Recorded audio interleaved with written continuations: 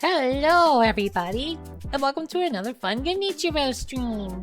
Yay! Almost had my greeting be spiked with that belt. No, nut. Let's see. So far, we have Saya here. Yay! And Saya picked up the first today. Good job. And Rakwa is here. Yay! And Red is here. Yay! And Rakwa's pushing the nut button.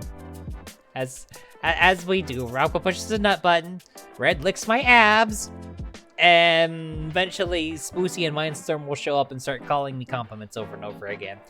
We have some regularly occurring themes here. Happy Easter, everybody! For those who celebrate, happy Sunday to the rest! I'm part of the rest, by the way.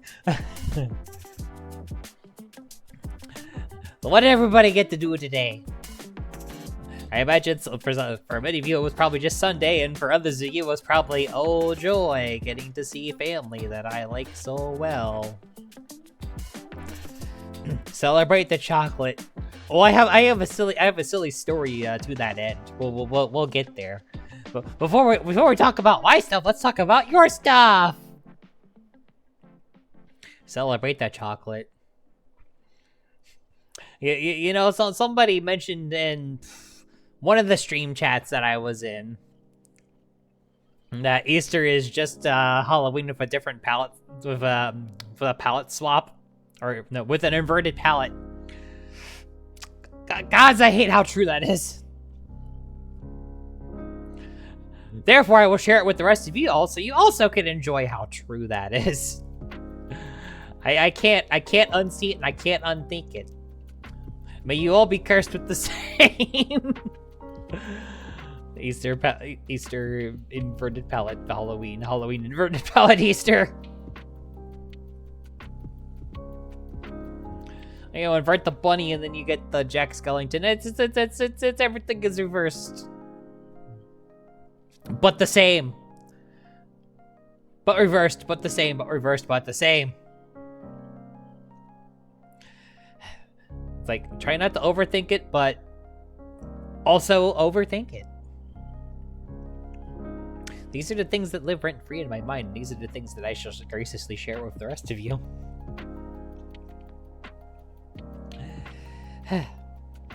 I do have a silly Easter story. Now, to be fair, it's not necessarily my Easter story. This is a Dad Ichiro Easter story. Because my childhood was pretty tame. I mean, one year Dad Ichiro shot down the family Christmas tree. Dad Ichiro was a wild child compared to myself as a child. I'm not kidding, by the way. We'll tell that story if I remember to. I'll tell you all that story during the holidays. Y'all got 8.5 months to remind me that I need to tell that story. Have fun with that one. Not making it up. No, really. My dad really did shoot down the Christmas tree one year. True story. So the Dad Ichiro Easter story that I like to tell. He tells it better than I ever could. I wish I could tell the story half as good as he does. So, apologies for being a second-hand retelling. So, for reference, Dad Ichiro had 3 other siblings. So he had a brother and he had 2 sisters. And Dad Ichiro was the oldest of the 4. I feel that's also worth mentioning, the fearless leader of the group, at least when they were all getting along. So now that we've got those ground rules, let's lay down some ground rules for Easter for one particular year. So, on this particular Easter, Shortly before the holiday, Grandpa Ichiro had made a recent improvement to the house. Grandpa Ichiro had gone out and gotten brand new carpets for the house that they all lived in. Brand new white carpets for the house that they all lived in. Who here already knows where the story's going? So we get to... So we've got brand new white carpet. We've got Daddy Ichiro and the wild child that he is and his siblings. And we've got Easter morning. And naturally, Daddy Ichiro and his siblings found all the Easter candy. As children are wont to do on Easter morning when you put stuff within reach. Hi, Mindstorm. You're just in time for story time. So, we've got the white carpets. Mindstorm is cute. Can verify. We got the white carpets. We've got the kids with access to chocolate.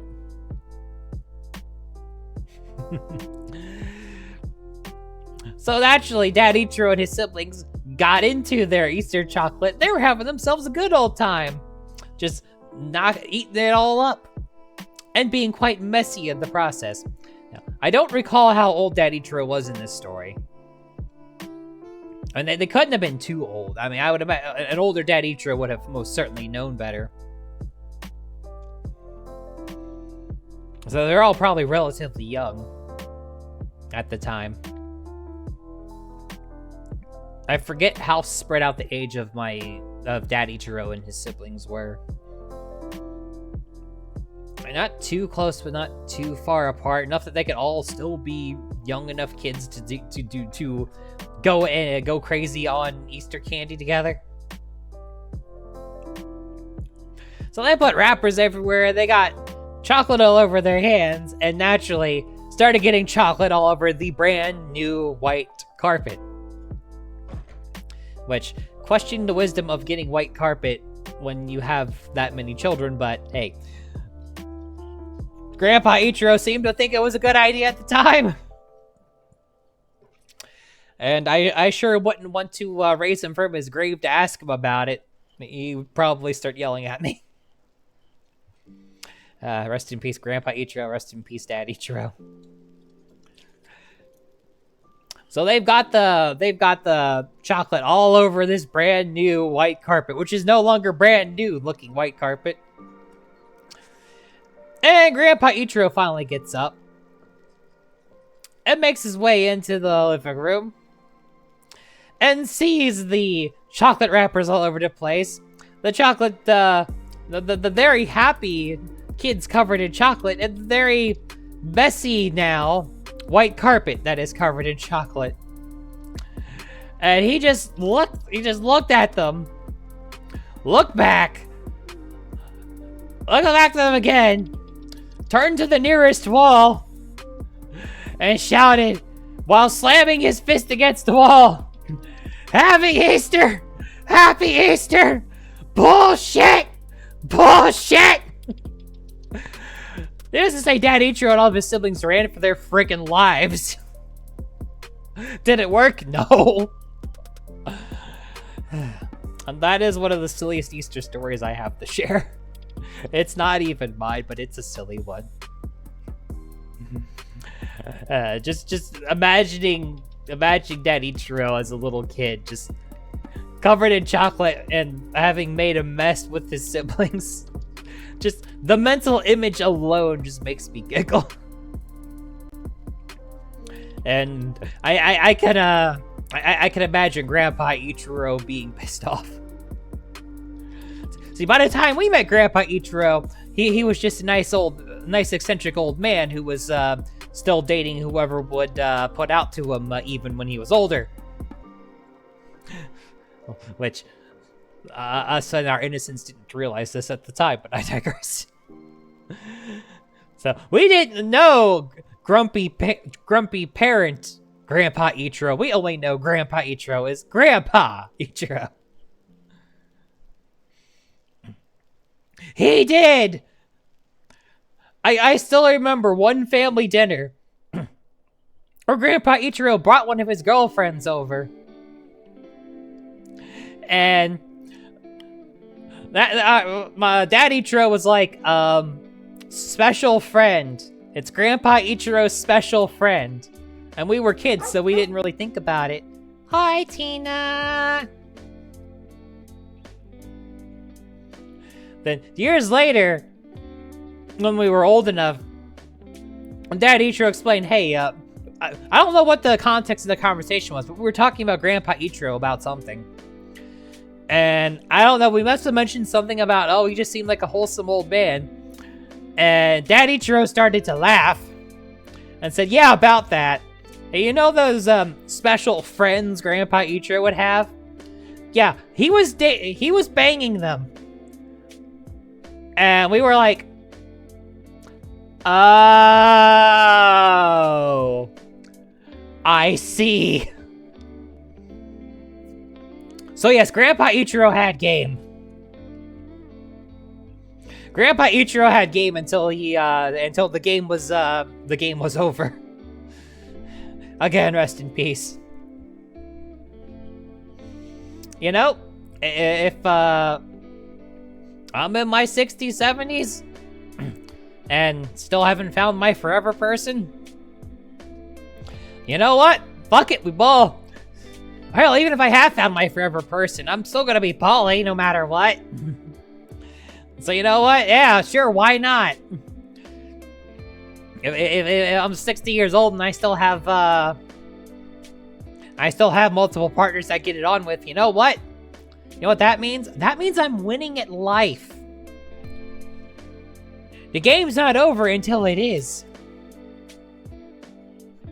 Exactly, why choose? I mean, I'm not going to be having kids at this point, so any reason to have a solid family unit is really gone. And I mean, even if I did have kids, I'd find a frickin' way to make it work.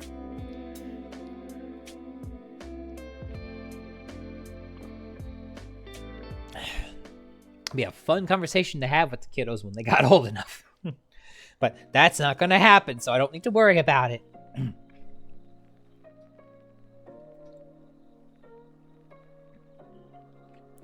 Yeah.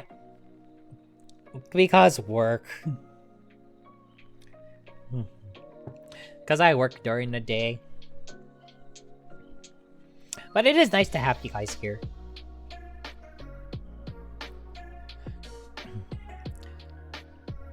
So mine, Tina, did you guys get up to any shenanigans on your Easter Sunday? I know I briefly was I didn't type in the chat, but I was like briefly there for bits and pieces of Battlefront 2.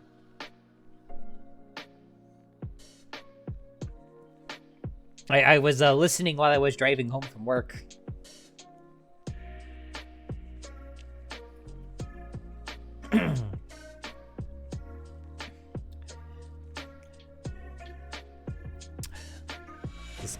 Discovered how horrendously optimized both classic and modern Battlefronts are for streaming. Slideshow tier?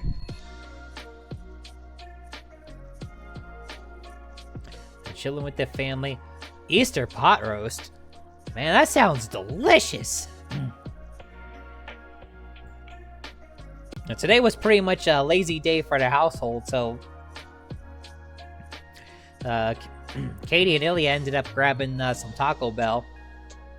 And I was like, are there any leftovers lying around that I could like munch on? Because I didn't feel like cooking when I got home from work. I was like, hey, whose leftover pizza is this? I was like, I mean, it's a couple weeks old. I'm like, it's not moldy and it still smells safe. Dinner. I don't feel like cooking. There ain't nothing open for me to go out to. So that's one way to get rid of food that's lying around, right? Just whatever's in the fridge, just like Hey, anyone care if I eat this? No? Okay, mine. It's 2 weeks old. I don't care. It ain't moldy. It smells fine. I'm eating it. Star Wars Battlefront PowerPoint. PowerFront PowerPoint. Jeez, that reminds me of how, early emulators for Nintendo 64 had problems with, I think it's better now, but I know Dolphin originally also had problems with, the Rogue Squadron games. The Rogue Squadron 1 for N64 and Rogue Squadrons 2 and 3 on GameCube. Emulators hate those games. However they were programmed, emulators hate those games so much. I mean, now it's less an issue of, is it still easy to emulate? Oh no, it still sucks just as much before, it's just computers are better now. So they can kind of handle it.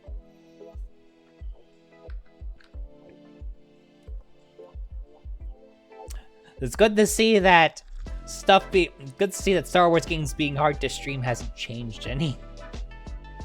Or at least Battlefront, anyway. There being Star Wars games that are hard to stream hasn't changed. Let me rephrase that.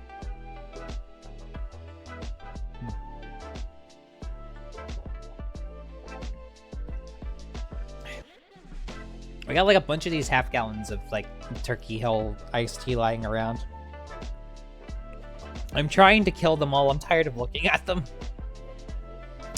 So if I suddenly just like stop and it sounds like I'm like sipping on something, it's that. A whole half gallon of it. That'd hydrate me for stream.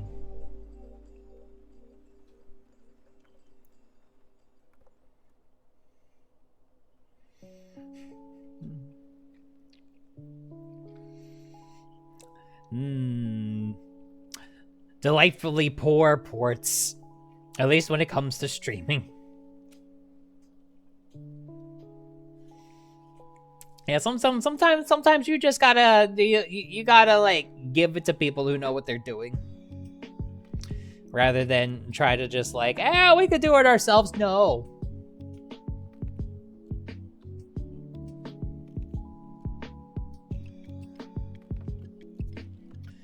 Let the experts handle this, please.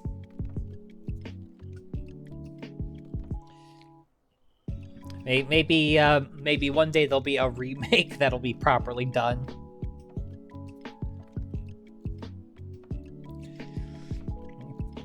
Or computers will just get so good that it won't matter anymore. Which is the far more likely result.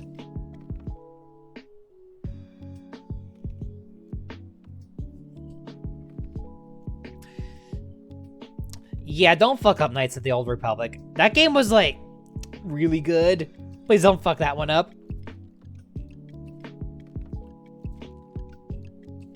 Granted, I never played it myself, but I heard good things about it.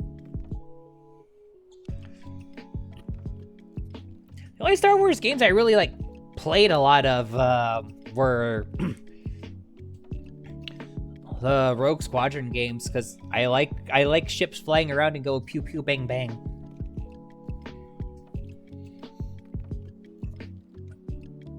And also back in the day, the Super Star Wars trilogy on Super Nintendo. Those games are fun. I can go back and play those games again. It's amazing what they turned into, what they turned into a thing for you to fight in the stages in the Super Star Wars series, like. They took something small and minuscule and turned it into a boss. If you can believe that one.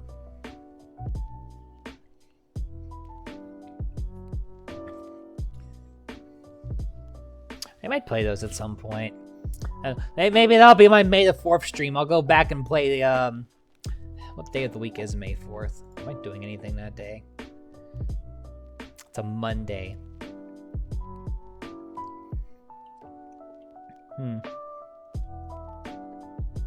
For Shiggles, I should like play through the Super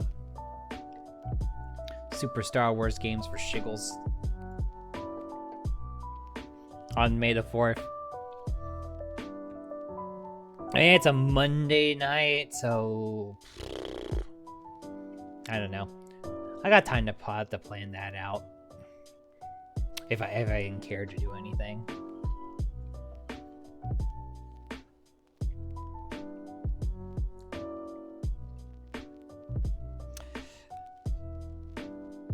May Saber Interactive not fuck this one up. Please don't let them fuck this one up.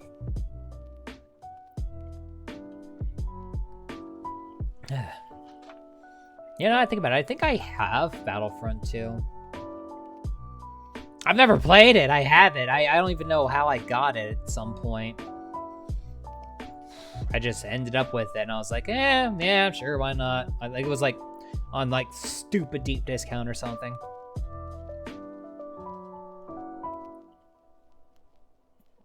I think I like installed it but never played it. Because I would. Actually, I could just look and see if I downloaded it and installed it, then I would have I would still have the files on here somewhere.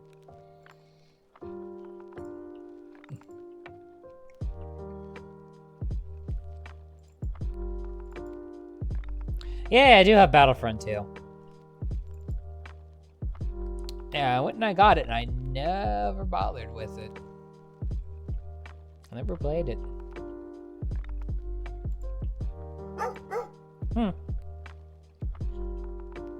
Oh. Hi, Spoosy. I see that you got I got your spin. Do you want me to spin the wheel now, or do you want to wait for it?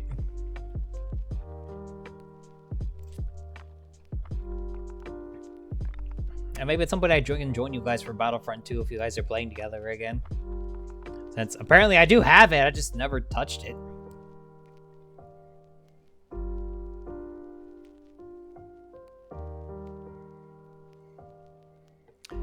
You know, I could just land on like Wan mode for 10 minutes. I feel like that punishes you guys more than it punishes me. Because I'll just sit here and giggle and make Wan noises for 10 minutes. Let's go. Let's break out the wheel.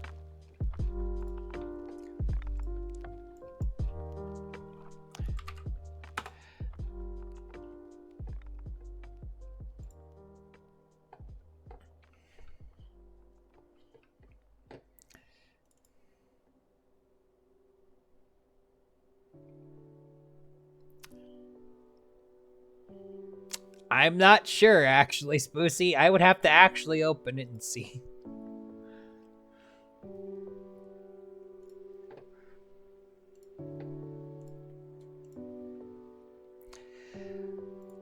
Alrighty.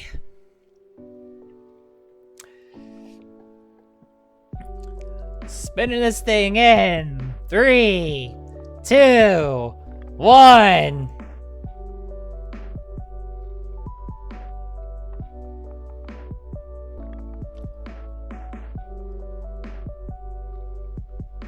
It got close.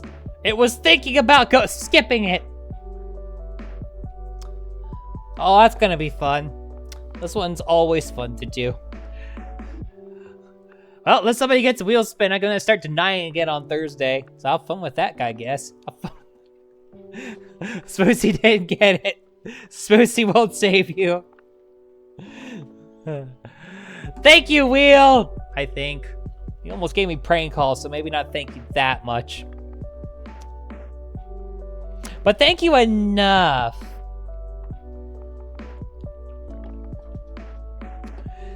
Alright, let's put that away. And let's set a timer out. Let's set up a timer. You know what? I'm gonna combine that with censor every 5th word, so I guess have fun with that. I'm not sure if that makes my life easier or harder. It does make it a lot sillier though. Hello, Jeff. You came in right before I couldn't speak words, so I guess good timing. Timer. I should just have timer up by now.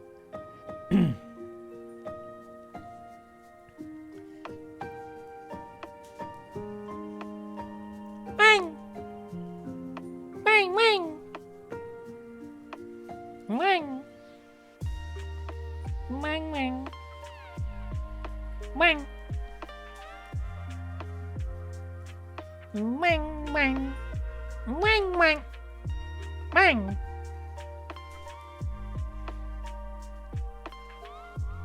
Wang, wang!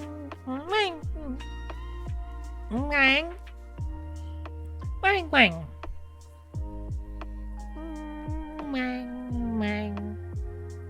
Wang, wang, wang!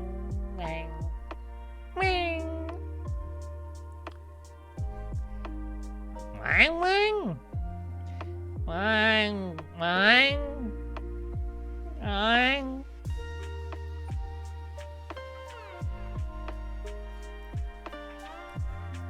Wang, wang! Wang, wang! Wang! Wang, wang! Wang!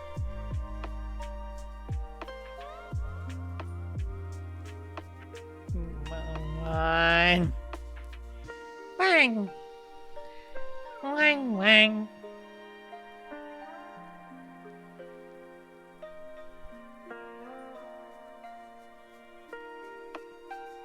Wang, wang, wang, wang!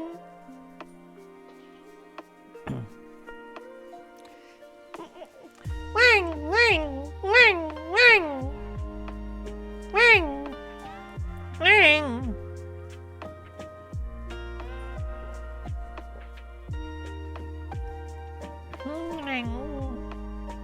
Wang! Wang, wang! Wang!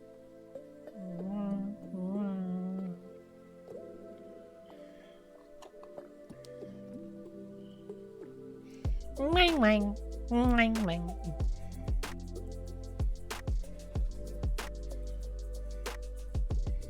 Wang, wang, wang, wang. Wang. Wang, wang, wang, wang. Wang.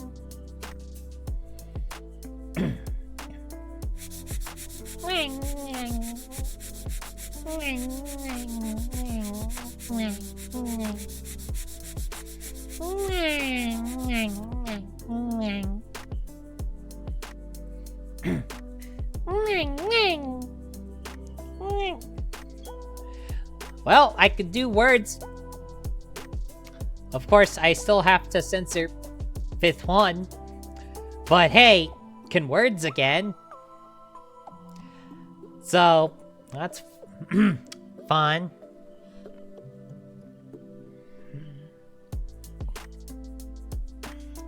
I think Yeetus with that one.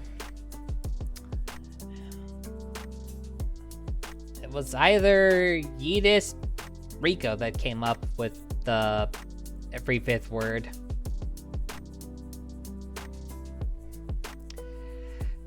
I forget. One or the other, though.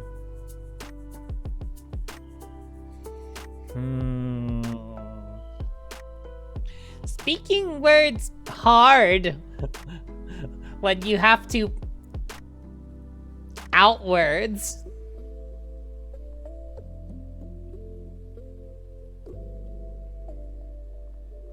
Why you Tina like that?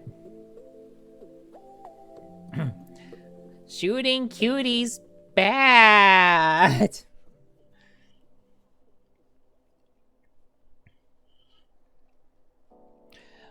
Do not shoot the... Please.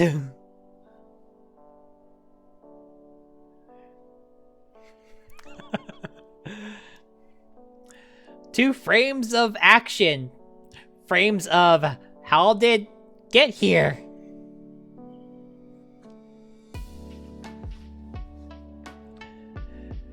Welp, I'm again.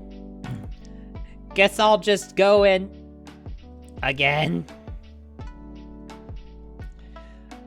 Like, guys, what just to me?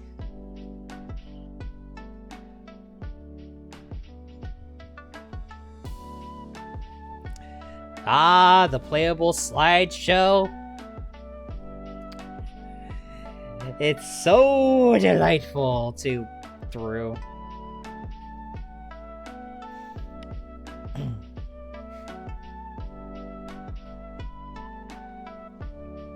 One of these days to put in a actual effect so that when I words it makes a silly, like, I don't know, maybe a fart noise or something like that.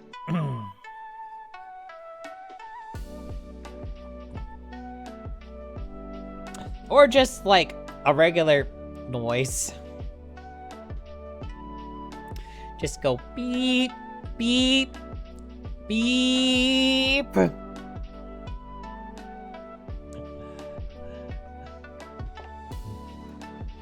Like censorship on television. Hate censorship on television. Hate censorship in all forms. Because censorship is bullshit.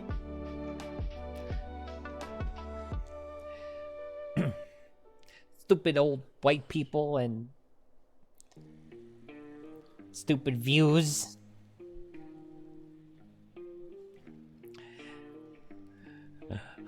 So much of what I is redacted right now.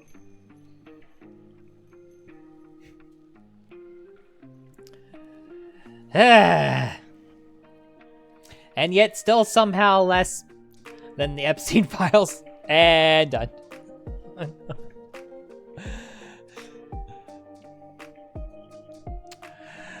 I can speak normally again! Yay!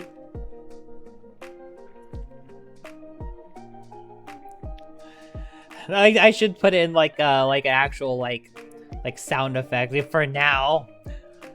I mean, thankfully the censor word bit is not a regular vocal routine, and I'm never making it one. That's actually harder to do than you'd think. Like, I actually have to like stop myself from saying every 5th word. Whether or not whatever I say will make sense if I don't say that word or not. Like, I actually have to think about it.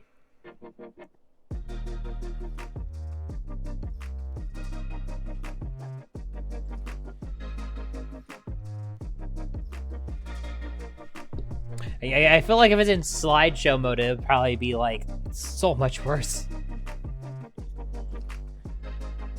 I need to see which version of Battlefront 2 I have at some point.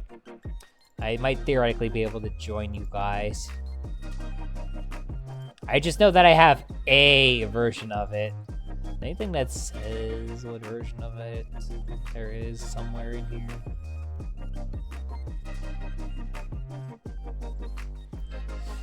Not really, no.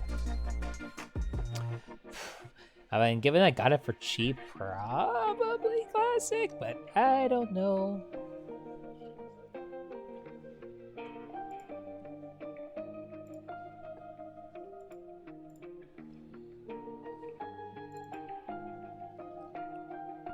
Do I still have the freaking launcher for it installed? I guess I could find out now if I wanted to. I'm kind of curious.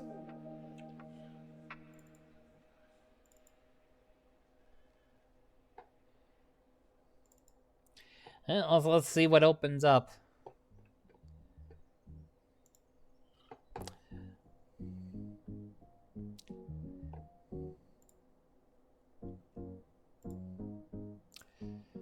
Where did I install the stupid launcher for it?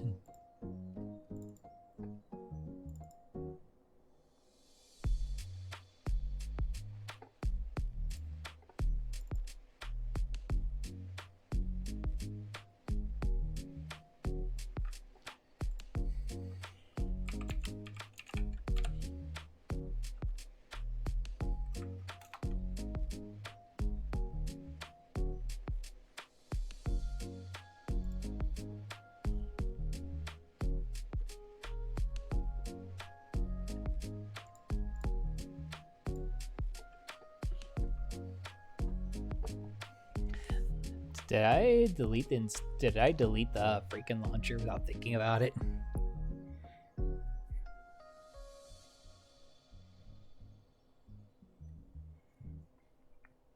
Grievous on the side of the Republic. That would be a thing.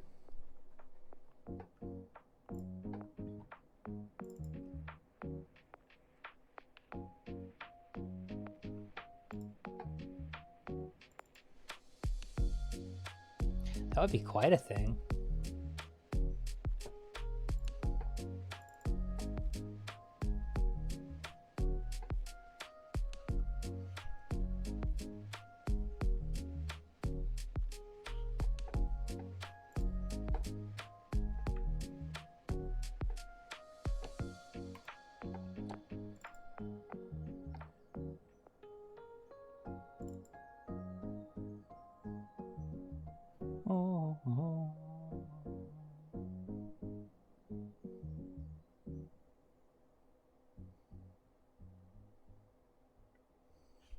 I got way too much random things installed on my computer.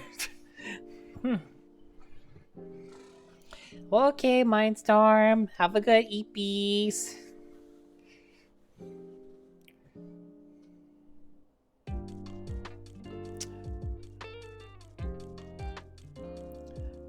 A Grievous trained by Yoda. Okay, that's terrifying. Like, he would probably be a damn near unstoppable badass at that point. I'm guessing he probably was in this story.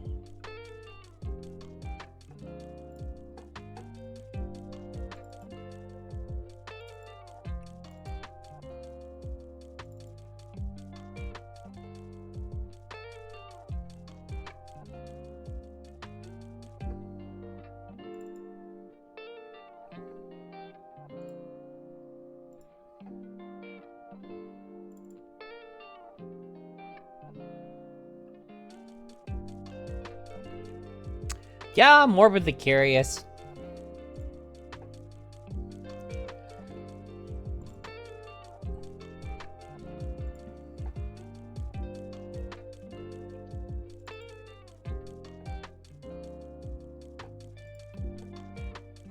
Okay, well, at least the trial launch.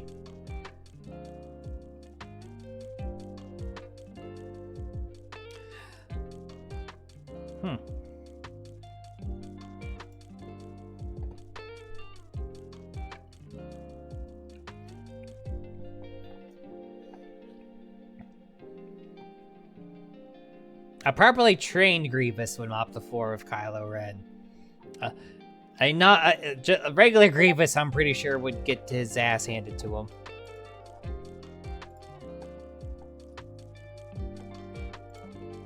Okay, yeah, that looks pretty badass.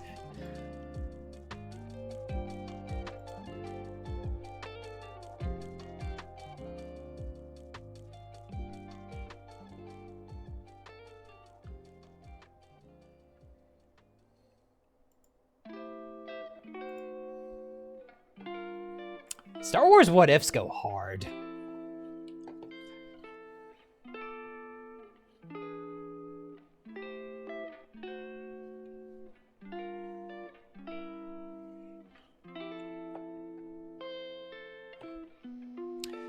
Ah, the 2003 Clone Wars.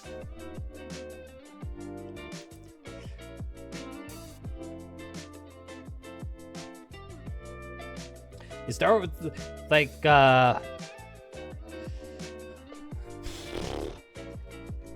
admittedly, like, a lot of the what ifs that I like are, like, make a bad guy good or something. Like, good guy Maul, that Jedi Maul is a fun one.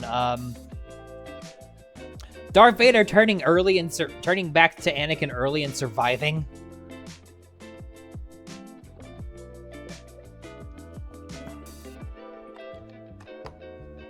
Or Anakin never turning to the dark side.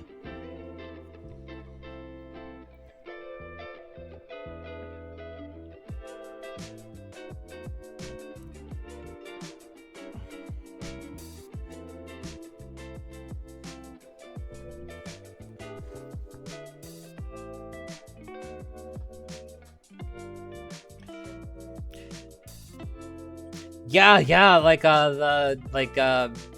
redeemed Anakin with the suit is definitely looks badass.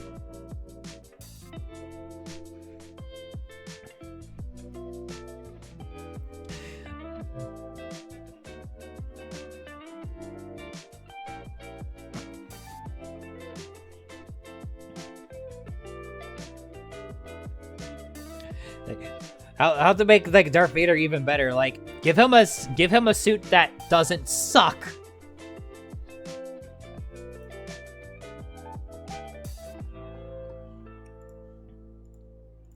That's the gold ticket. Give him a suit that doesn't suck.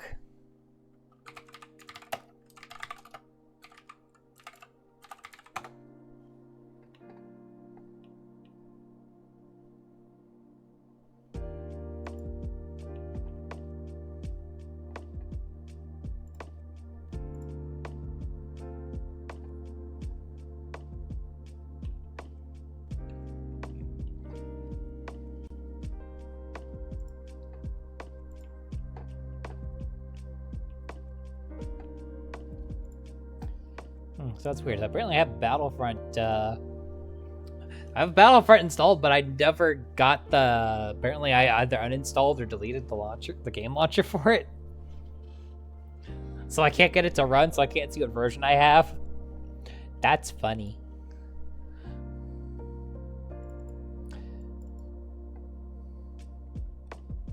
Weird that I would have,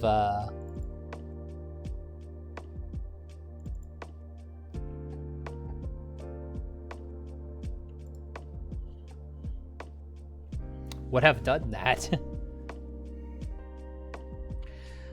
Then again, I do weird things sometimes, so... if I ever get it to work at some point...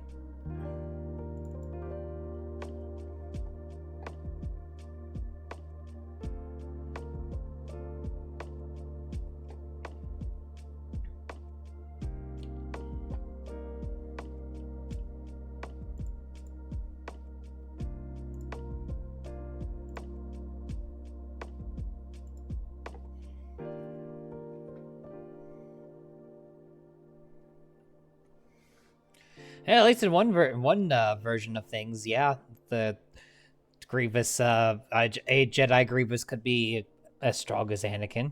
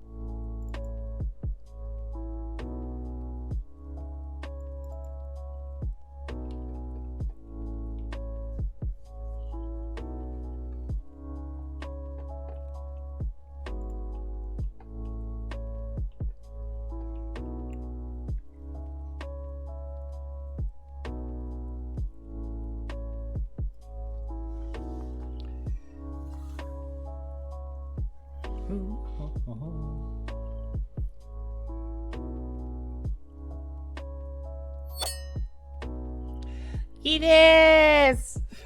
Thank you for... We have a healthy child.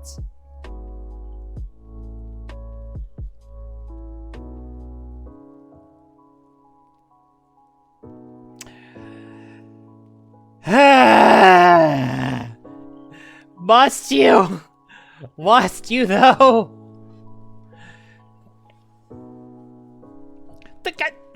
I don't even remember being pregnant. Would I just skip the pregnancy and the baby's already here? Did I miss? Maybe that's why I was stress eating so much. Apparently I was eating for 2.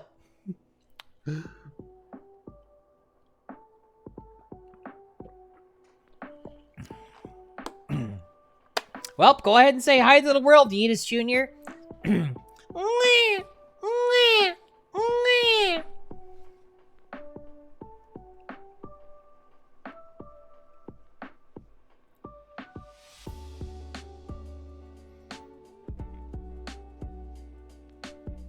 Bulma still was mostly carried broad to term.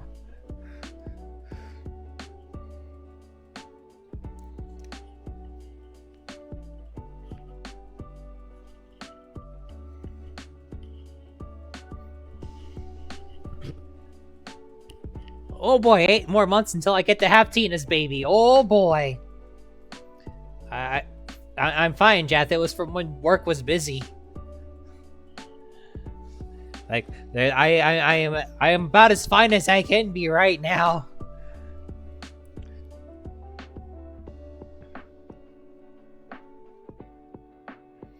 Baby like banana peel. Did you just step on Yeetus Jr.? Yeetus Jr. No!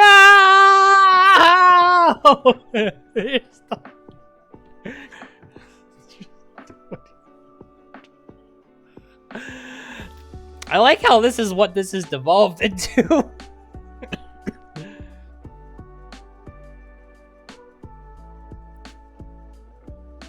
He was sitting on my lap a moment ago. Well, there goes that baby. I guess somebody else have to impregnate me again. Gods know you all would take turns doing it if you got the chance. Except for Jath.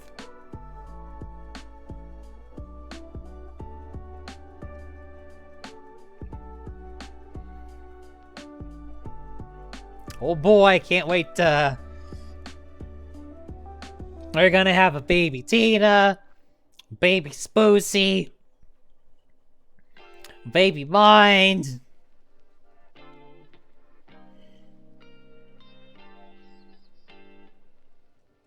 Booking flights. You know, flights are really expensive right now.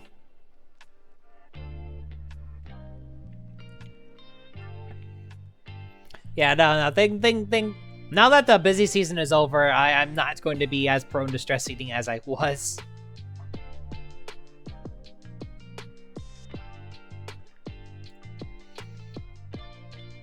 Well, that depends there, Tina. Yeah, $4 gas is back. Yay! No, yay. That is not a yay.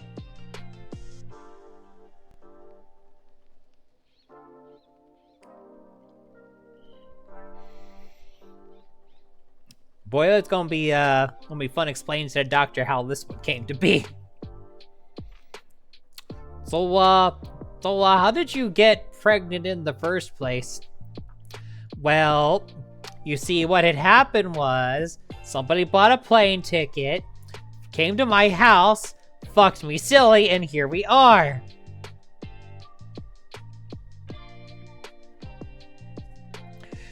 I mean, if we all want to just come over to my house and have an orgy, I'm not necessarily opposed to that.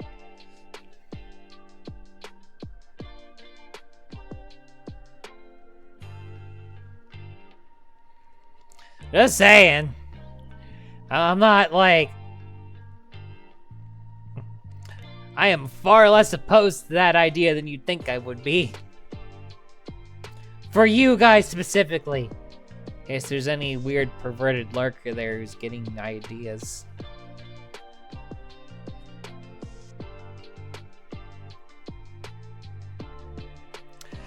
Gee, how did I guess that, however did I guess that Tina, Spoozy, and Mindstorm would all want to fly over to my house and bang the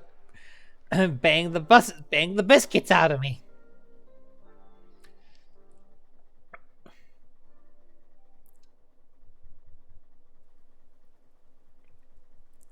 Alright, Dan, you can make the breakfast. Jath, I need a cameraman.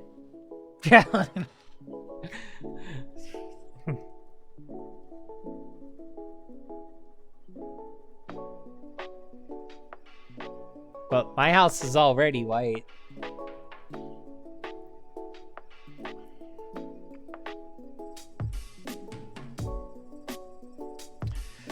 Well, safe to say that when you guys come over, I'm probably not going to be walking right for a week and a half. Feel like it'll probably be worth it for all parties involved.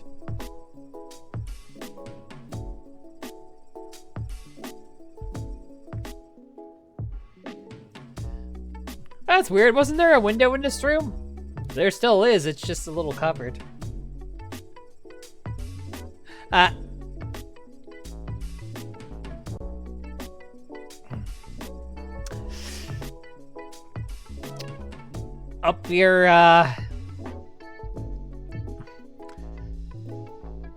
Up your game, eh?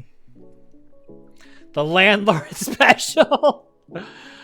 My actual landlord comes over. Why is this room, like, covered in layers of white paint? Why did you do that? It's not paint.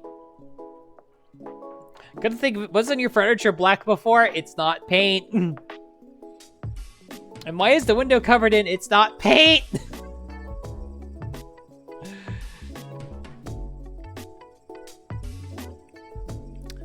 Hey, Kappa, can you be a cameraman, like, but for free? Oh, dear God. For the record, Smoozy, for the record, my room will already do that. I don't need you guys in order for the UV light to pick up some shit that you probably don't want to ponder. For the record. Alright, fine. I'm just gonna mount the camera on a tripod. The tripod ain't gonna hit me up for money. That dang. You enjoy Dan cooking breakfast, I guess. Cooking breakfast and reinforcing the walls. It's a good thing this bed has a metal frame. Good old metal frame.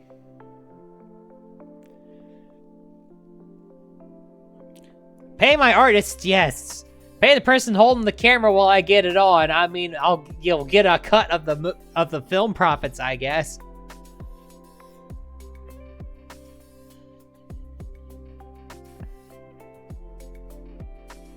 But I just need somebody to hold the camera and get the money shot, you know?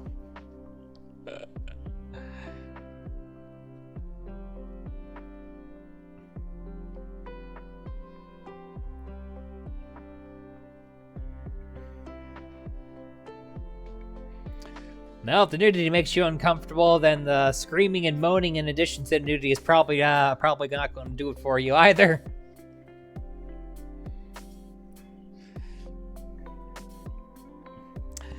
Yeah, I don't have a filter.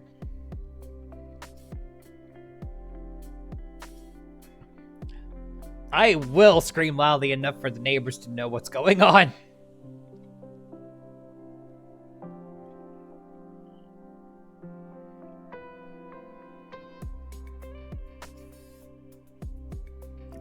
You know, honestly, given how many calories sex burns, that's probably not a bad idea. Like true story, sex is actually amazing exercise.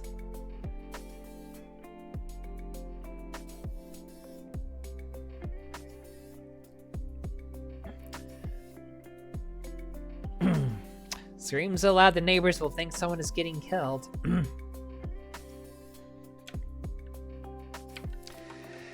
Oh, sweetie, that's gonna be you, not me. By the time we're done, all three of you are going to be screaming in endless ecstasy, and I'll just sit back, smile on my face, marveling over a job well done.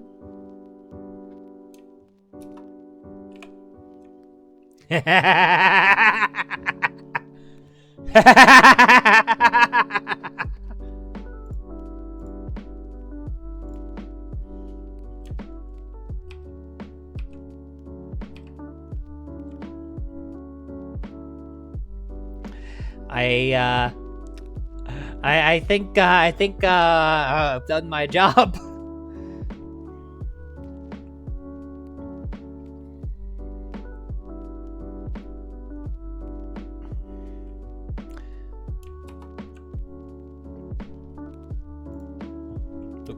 I think it. Hotkeys.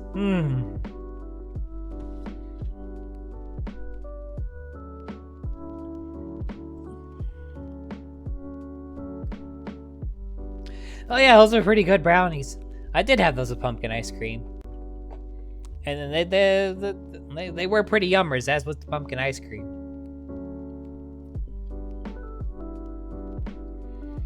Is that how I talk when I'm having sex? Do you want the real answer or the made-up answer? I'll give you the real answer if you really want to know.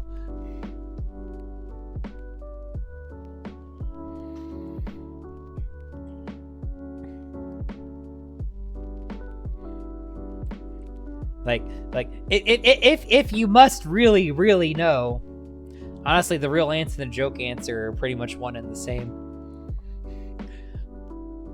I really don't talk. Well, I mean, depending on what kind of act I'm doing, there's not much talking. Just kind of more like muffled, more like moaning noises. But there have been times where. This is hilarious. So I'm having sex with one of my partners, and I mean we're both moaning and everything, you know, as you do during that act and all. And we're both of us are noticing how loudly the bed is creaking, and we just kind of I just kind of like. We both just start laughing. Like, I'm still doing my thing, but we're both just kind of like laughing at the bed creaking.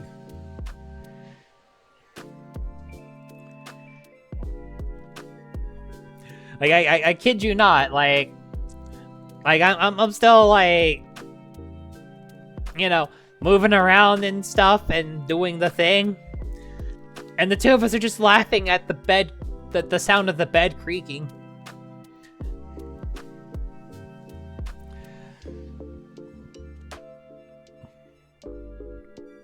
For the life of me, I don't know why we found it so funny, but like both of us just in the middle of sex just start busting out laughing.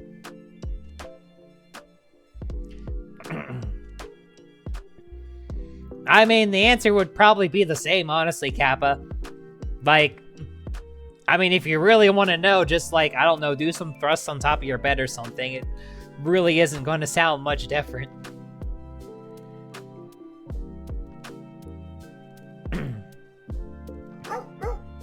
Bork, bork. Oh, Yedis was the one who was close to getting a spin. Cap was pretty close, too.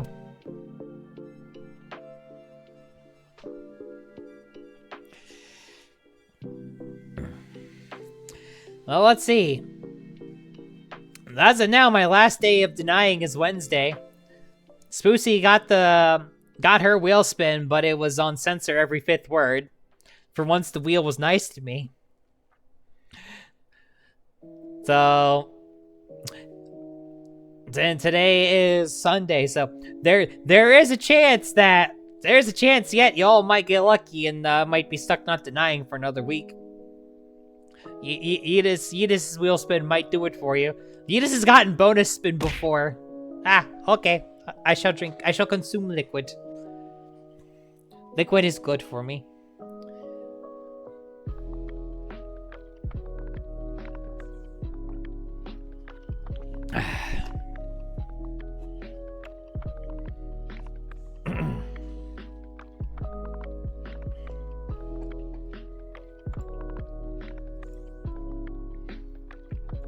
I mean, I found that the this is weird thing, like having multiple T girlies as friends. We seem to come in extremes, either ace or endlessly horny bastards. And I feel like there's no in between. I have not met a T girl with a normal libido. Either 0 or all of it.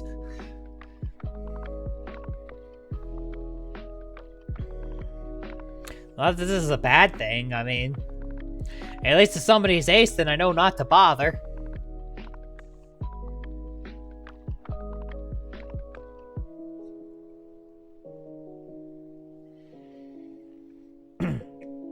But yeah, man, generally speaking, I'm a very sex-positive individual. So...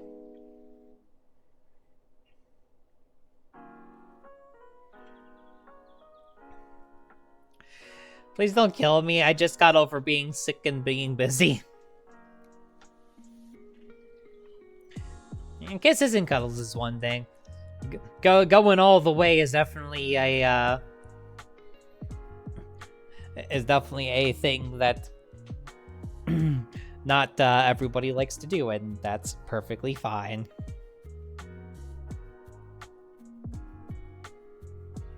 Me, well, I'm pretty clear where I am on that spectrum.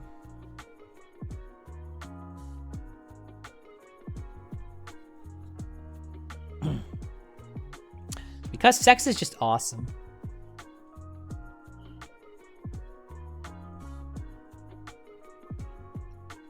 At least I think it's awesome. But totally understand that not everybody feels that way.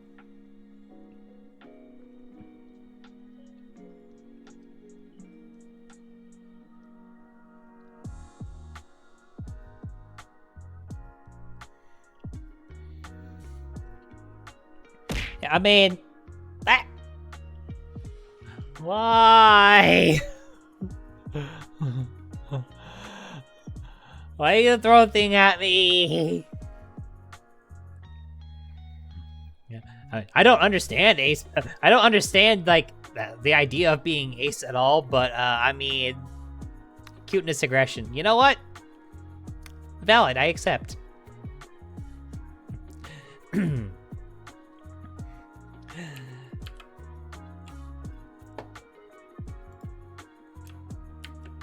If you know, want to be all cute and throw things at me, there's some other things you could throw at me. Like, maybe your lips?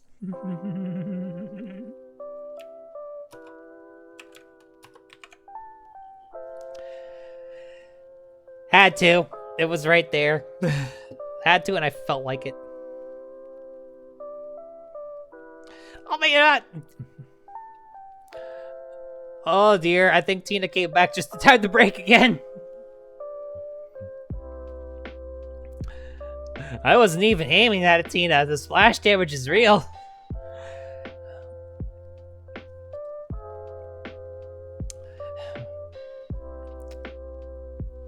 That's fair. Yeah, having gone back and listened to my VODs whenever I do the mommy voice, my mommy voice gets me, and I'm the one that made it.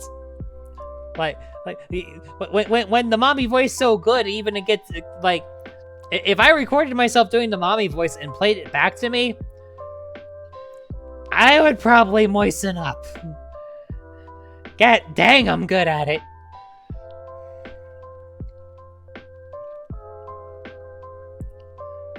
You can partially thank Loki for that, by the way. Her and Not a Segura Beat are the two people whose mommy voices I've tried to recreate with my own, and apparently my take is better than the originals.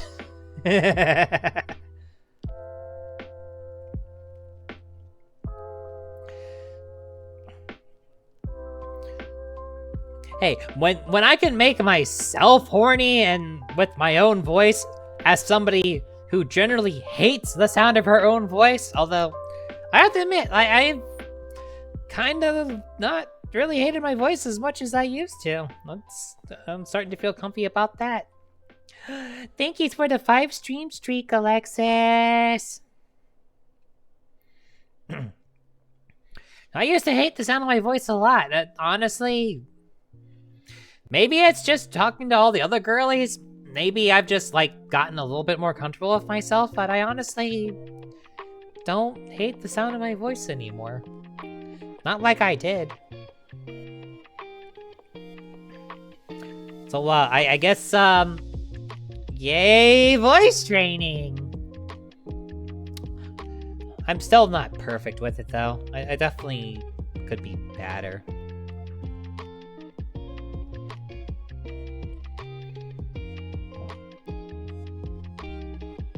There is a movie I need to watch again.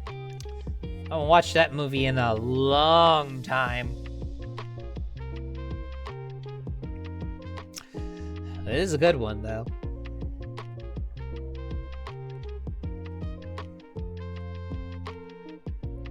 It's definitely a cute voice for a cute girly.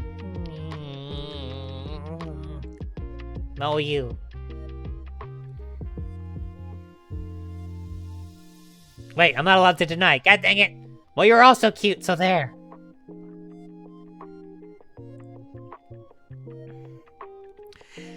I have to admit, I do like mommy voices as well. They definitely do it for me.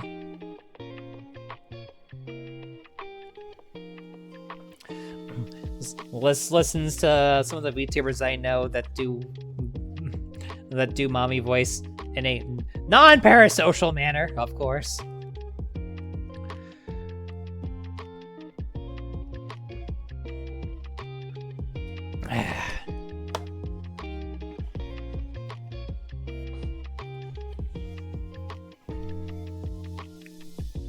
I need to meet and hang out with more VTubers. But trying to work on like doing more stuff with more people.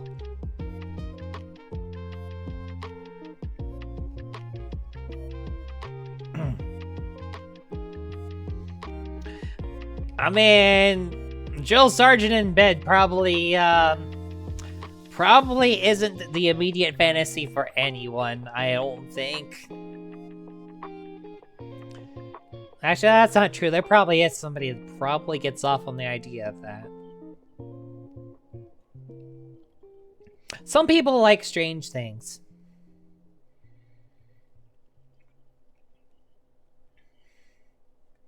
Some people like very strange things.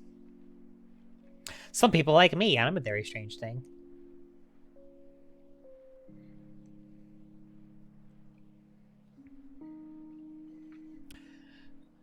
Somehow you became friends with a lot of trans femmes. You know, it seems like we're all magnets for each other. Like, as a totality of the population, we're a very small percentage. But all of us are also, like, clumped together because we seek each other out. Now you think about it, who else but us, really? Like, we're busy trying to find acceptance for ourselves. Naturally, we're gonna accept others as they are. Aries, come on in. Non-binary, welcome to the party. Just general queer? Hey, we'll help you figure it out. We're trying to... those who are trying to find acceptance are usually willing to give it to others. Unless they're like hypocrites or something. Which, don't be a hypocrite, please.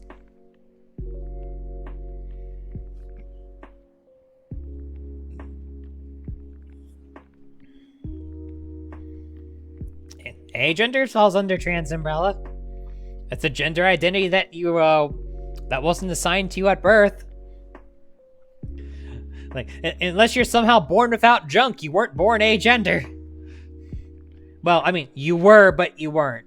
Let me rephrase that. You weren't assigned agender at birth if you were born with junk. That's the right wording. You were born that way. You were born agender, but you weren't assigned that. Okay, there we go. I found the wording. Yay!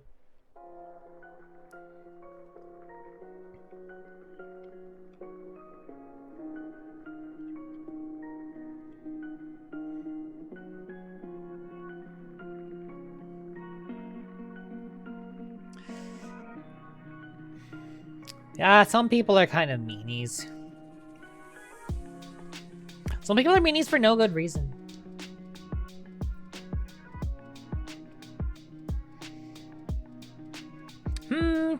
I like to think of it as you're assigned one thing, which whatever. If you identify other than what you were assigned as, congratulations, you're trans. Welcome to the party.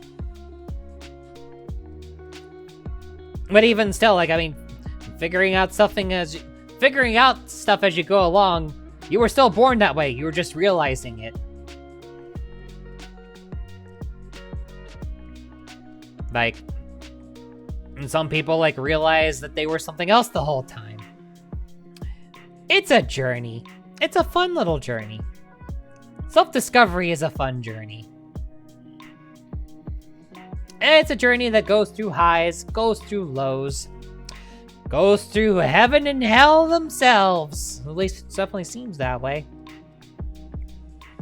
But it ultimately is a journey. There is no destination. Like, even cisgendered people, like go through understanding their own sense of self.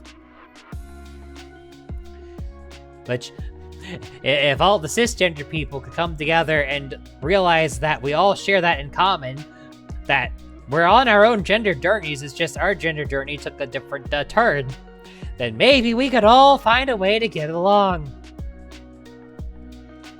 Sadly, I don't see that happening anytime soon.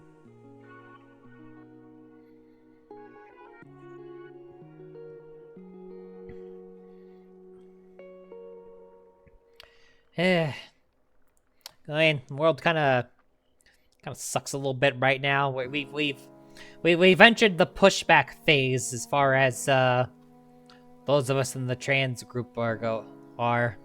At least that's what it feels like.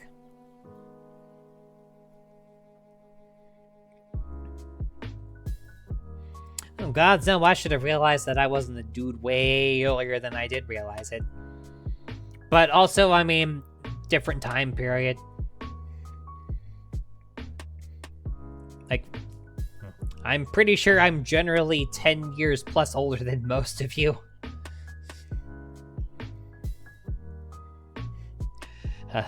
A decade is a lot of time.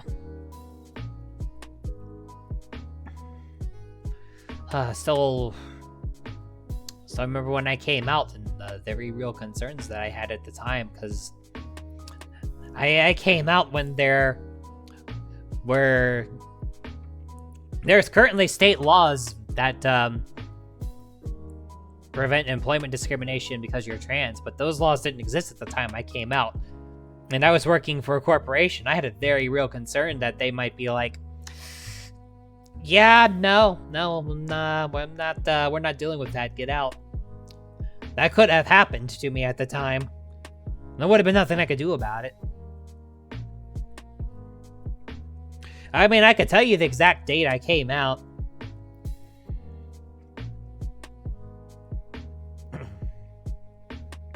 The day that I came out, the day that I first started telling people that I was not as I was born as, was April 29th, 2012. I'm actually going to be doing a stream celebrating my transiversary on the 24th of this month. A handful of people who are here right now are going to be there.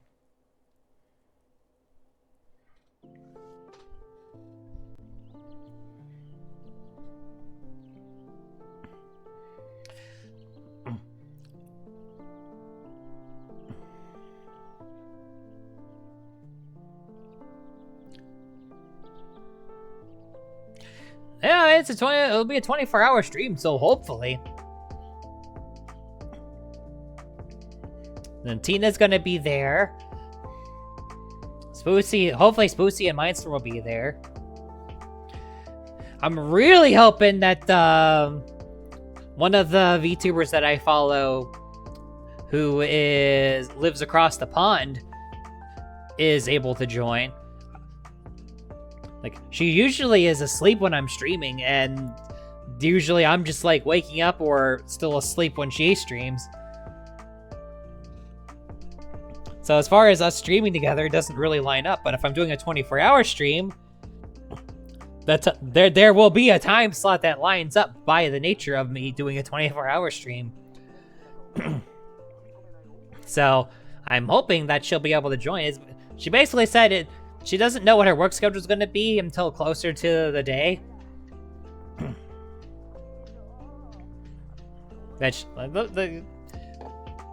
I am always happy to give her a shout out because she's awesome.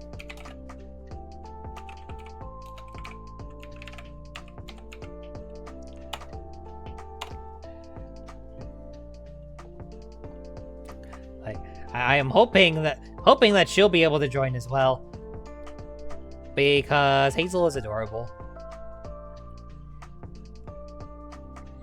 And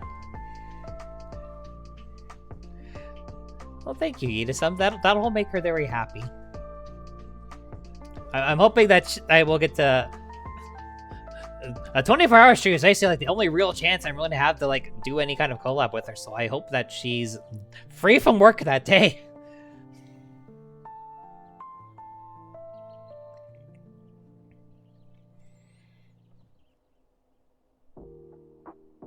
And I imagine that girlies who are older definitely have had some more experiences than some of those who are come out in the more recent times. Oh, I can tell you, I was fortunate. I didn't have too many bad experiences around the time I came out, but I mean, I had to deal with a lot of like some of the typical things, like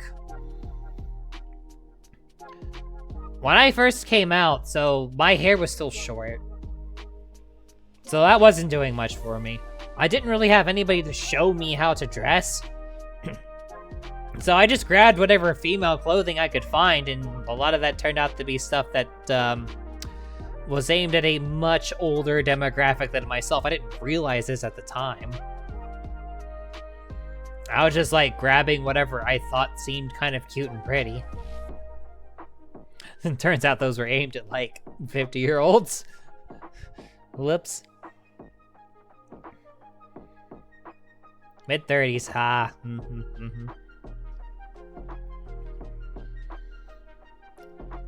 Let's see. I definitely had some people shout, "Oh my god." Of course, naturally, when I first came out, I was very much not passable. Yeah, let's drink more. Drink more liquid, especially when I'm yappers. Hour and a half of stream, still haven't played the game yet. Lol. Not upset at this, mind you.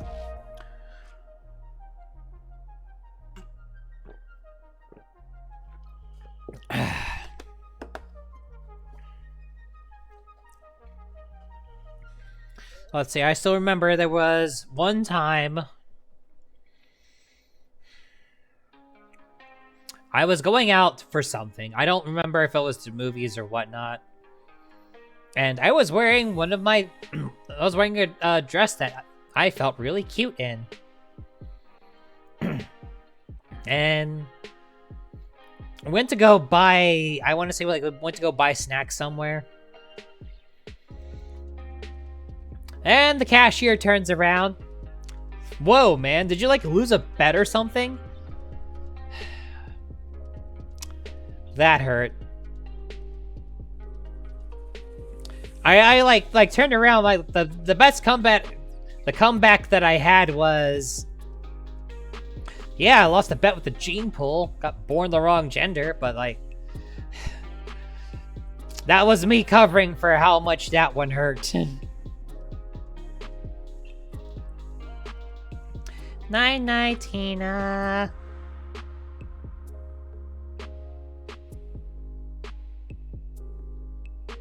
Yeah, that one was not fun.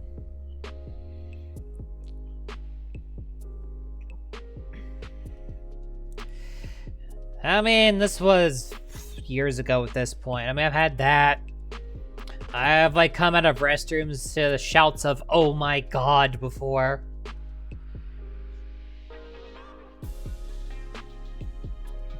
Because, I mean, before I got face pew-pews, I very much had very bad 5 o'clock shadow, no matter what.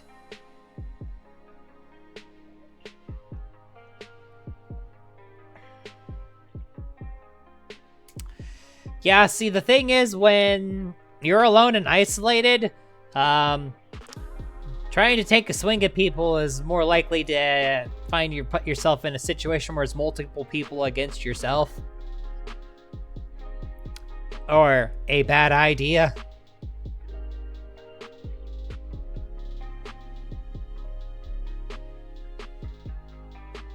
Yeah, I mean, there's still some spots where the lasers didn't quite get everything. Like, if I really wanted all of it gone for good, I would have to go and get electrolysis. But that's, like, expensive and time-consuming, and I don't really have the funds for that right now. Don't have the time either, for that matter. So, there's still some parts where some hair still grows, and if I didn't take care of it long enough, it would get kind of nasty looking. But it's nowhere near as bad as it was. Like, most of it is gone. Like, what facial hair I have left is kind of more of a woman with a hormone imbalance rather than, like, natal male.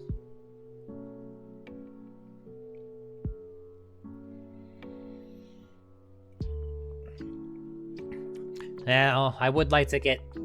I wish I could afford to get laser hair removal on other parts of my body. But, yeah, it's just expensive.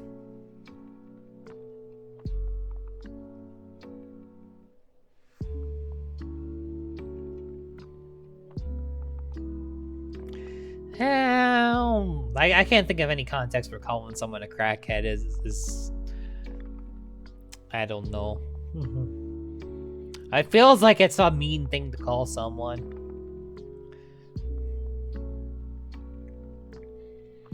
Yeah, one day it'd be nice if I could get pew-pews on, like, all of my body, although the downside is as I've not hidden my age, I've mentioned a few times that I'm almost 40.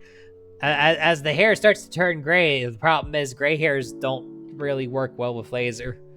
I mean, I guess on the other side of the coin is at least the gray hairs wouldn't show up as much either.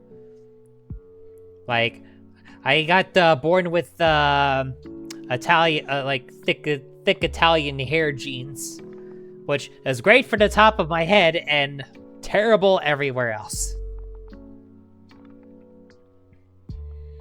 So if I don't keep up with shaving, my dysphoria will get triggered by it. Like, if I don't shave for, like, and then the problem is my skin is sensitive, so I can't, like, shave too much, like.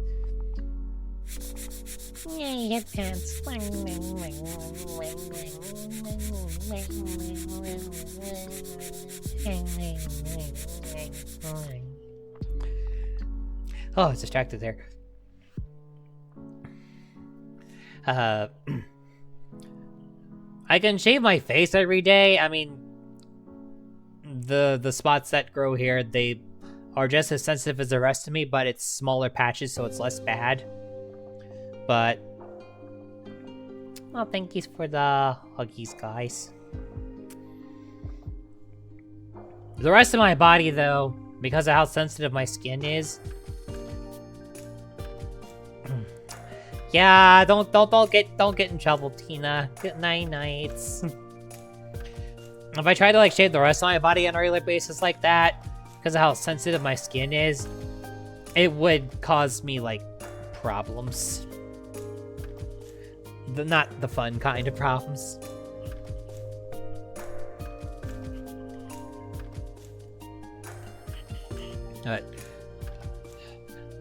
I've been able to get away with doing the rest of my body once a week, and it doesn't set the dysphoria off too much. It still sucks, and sucks at all that I need to do it in the first place. Like shaving my legs and my underarms is like, well, every woman does that. That's fine. It's just the rest of it is not really. Boobs aren't supposed to be hairy, god dang it.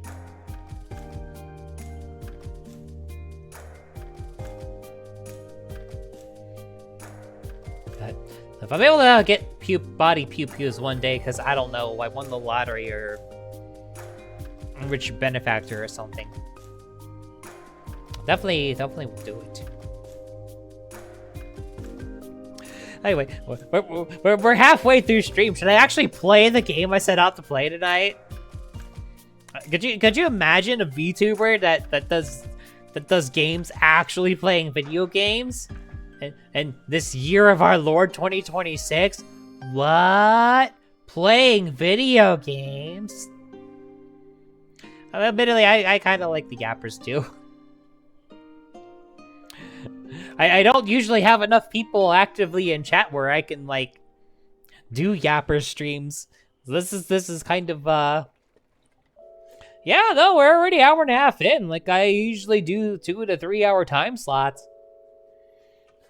I mean, if this just became an all yapper stream, I wouldn't be upset by it. The thing is, when I'm playing Touhou, I have to kind of there are parts where I have to lock in, so I can't, like, if I'm playing Just Cause 3, I don't really need to lock in so much for the most part, except when I'm doing, like, one of the challenges. If I'm playing Mahjong, I mean, that's casual. I can generally still carry a conversation, although I'm usually collabing when I do that. Most of the retro games that I play, I can, like, carry a conversation on, but Touhou, I kind of have to lock in for.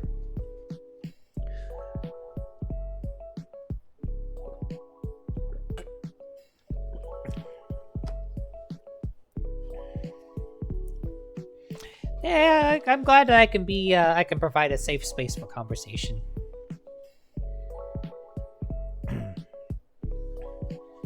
I definitely wish to provide a safe environment for people to be themselves and express themselves and talk about things. Within certain bounds, of course, but... I mean, if anybody was pushing those bounds at any point, I would just outright say, it's like, hey man, flirt with the line here, don't do that. But I mean, there ain't no one here trauma dumping, so, you know, we chillin'. Ah, man. I'm probably gonna save a lot of my when I came out stories for the actual Transiversary stream. But what a time it's been in the time I've been out. I definitely try to feel awesome as much as I can. I mean, I'm still emotionally recovering from that thing that happened in January. That is... coming up, we're already past 2.5 month mark, and still feeling it.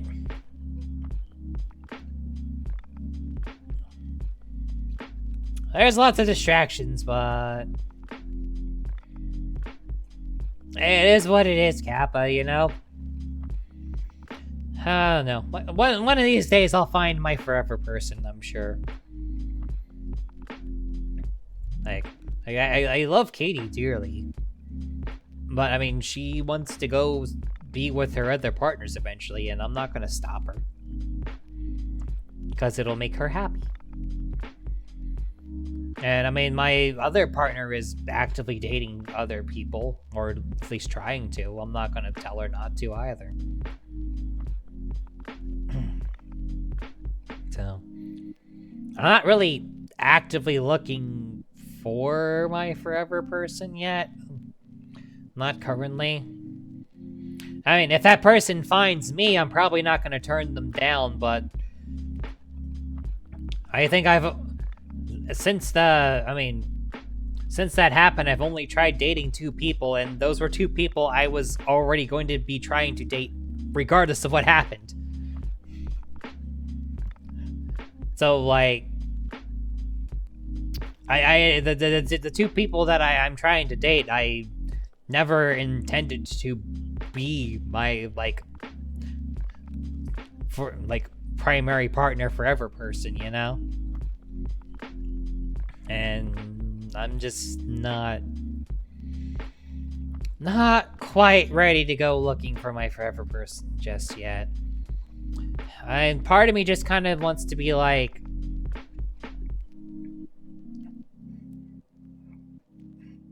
try and just put out there as like seeking somebody, but not necessarily being super proactive. I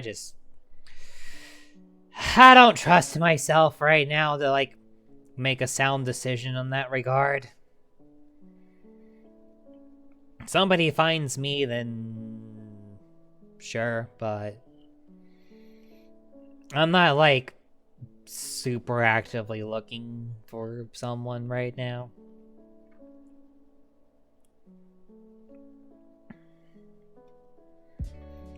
I mean, damn near 10-year relationship just ends, you know? Kinda messes with you a little bit.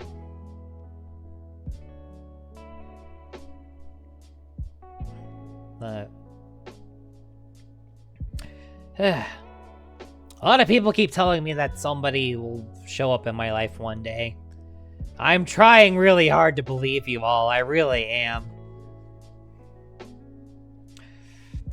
It's not. There's one person I was talking to who went through a really bad 8-year relationship that by the time it finally ended, she was a mess, and it took her a while to recover. I know somebody else who was married and got divorced and is, to an extent, still recovering from that.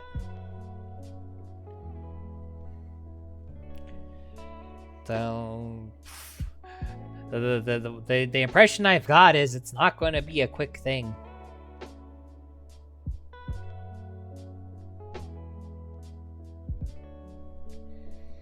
Like,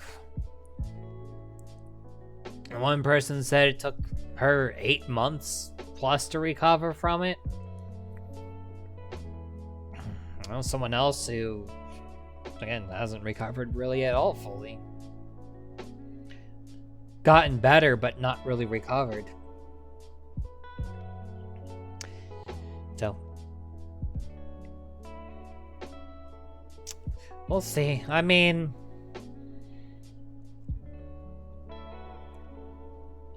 if the two girlies that I'm trying to date like return those sentiments at any point, maybe that'll help. I honestly don't see that happening. I'm not going to say who they are.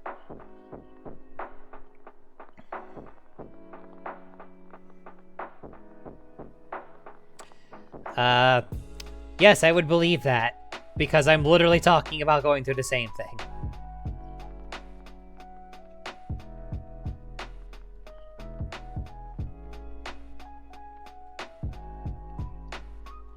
Yes, I know.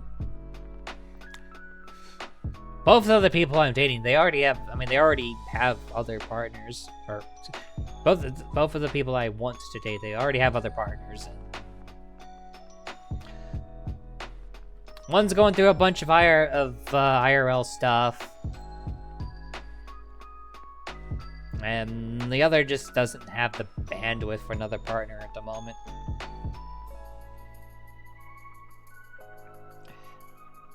Been there, done that too, Jath.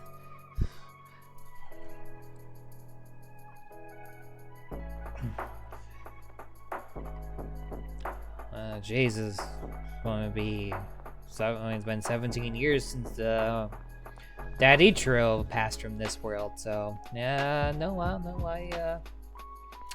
I get that.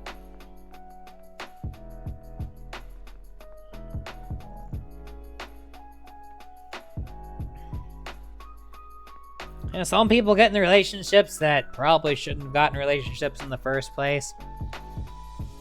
I mean, ultimately, I have to wonder if the relationship I had with my ex was something that maybe I should have approached differently.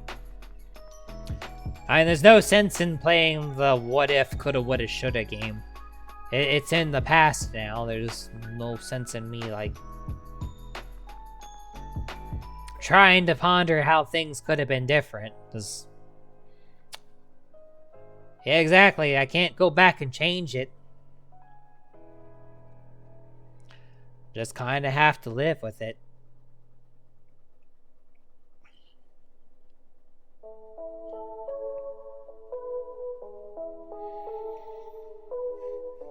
Live for the future, or try to live for the future. And come what may, see what happens. I don't know, I figured by the time I got to 40, this would be solved, you know? Yet, here I am. 40th birthday's this year. Less than 6 months away now, and it doesn't feel like I'm any closer to finding my my forever person than I was when I started looking for my forever person. Like, naive as it was to think that I would have found somebody right. Trust me, that thought has not been lost on me at all. Yeah, naive as it was to think that I might have, like, ended up marrying my high school sweetheart, but, like, I've been trying to find my forever person for a very long time at this point. Like, over 20 years of trying to find somebody to be my forever person, and I'm not any closer now than I was when I started. And that kind of sucks. Because I thought I had it solved. If my forever person exists, your forever person exists. We have to have this baseline. Because if there's a possibility of somebody not having a forever person, then my brain is gonna fully believe that the person who doesn't have a forever person is myself. So we all have to believe that everybody has a forever person. I mean, if you don't care about it, I suppose that's different.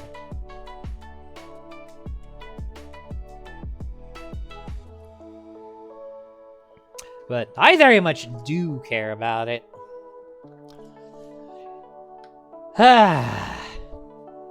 Very much care about it. Wish I could spike this tea.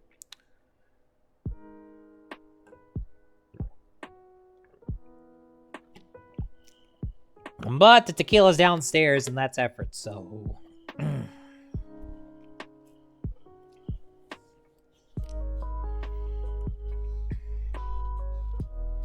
Probably don't want to dump tequila in here anyway.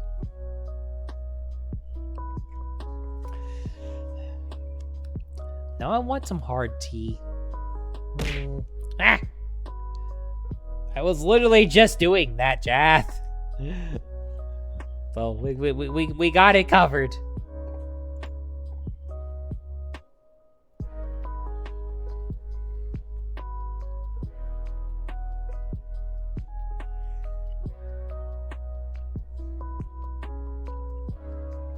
Should have a little bit more confidence in yourself than that, you know, Kappa.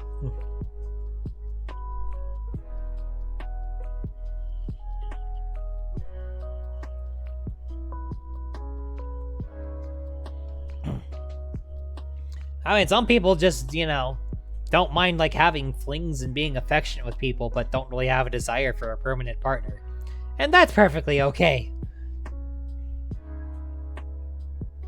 Like, not everybody has a desire to have a forever person. Some people would rather just have a bunch of flings, and that would make them, for them, that would be a happy life.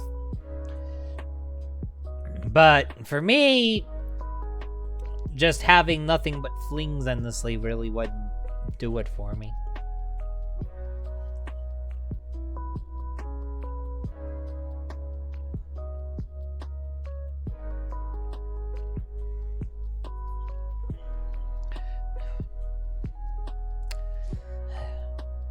I would like to have a nice big old wedding one day, you know?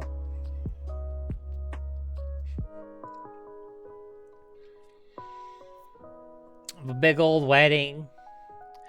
Invite y'all to it.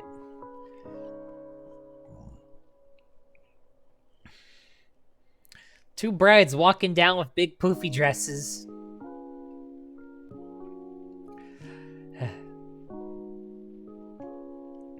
Walking down the aisle in what will hopefully be a wedding dress that I designed myself.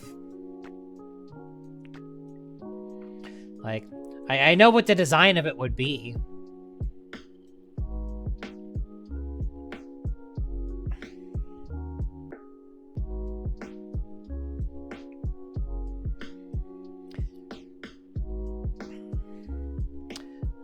That there is one of the few dreams I've got left, is being able to do that with someone one day.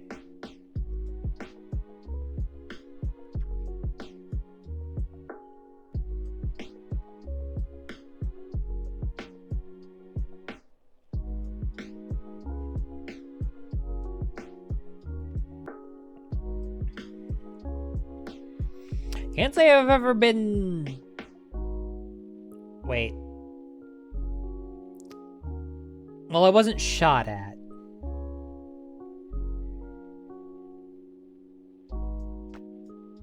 Yeah, I wasn't shot at.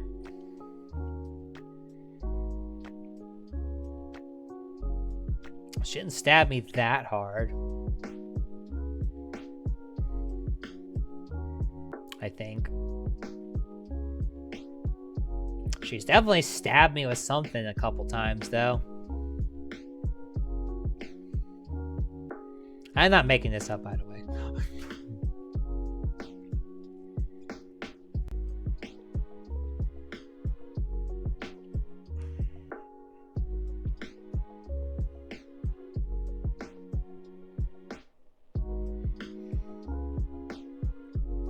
You know, there's probably other,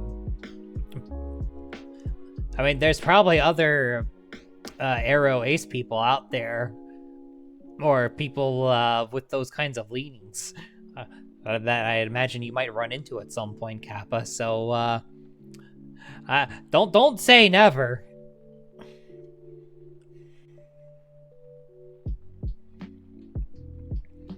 I mean, I hope that it's gonna reach a point where I don't know how practical my dream's gonna be, you know.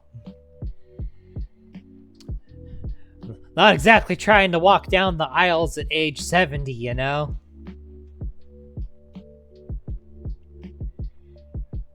Well, Kappa, I mean, if you run into somebody like that, I mean, you lose nothing by asking. You never know. I mean, y'all still, y'all like much younger than me. Y'all got a lot more time than I do. Not to mention that y'all in a far more connected world than the world that existed when I was y'all's age.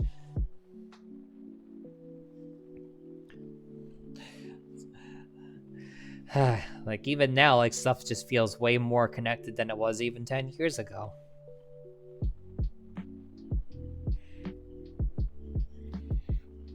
Like, for flings alone, I've had far better luck with finding those in recent times than I ever did before. I was never really good at traditional ways of, like, finding people to hook up with. Like, what was the traditional way before, you know, there was an app for that? I mean, going to bars and stuff. But I was never really good at meeting people at bars the few times I tried that. I also didn't help that for the longest time I didn't have a car, so, like, I could only go to places where I could either walk to or take transit to. Which, yeah, that's real appealing. You could drive over to my place, right? Can I get a ride there? And this is before Lyft and Uber was a thing, so there wasn't an app to get an easy ride either. So it's always a little difficult trying to through the traditional methods, I never really had an easy way of it. But currently, it's like, at least if all I was looking for was flings, I would have a very easy time finding that. Even over the last few years, it's gotten infinitely better.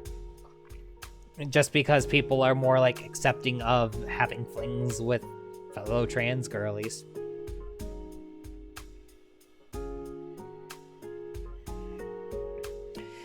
No, just meet more people.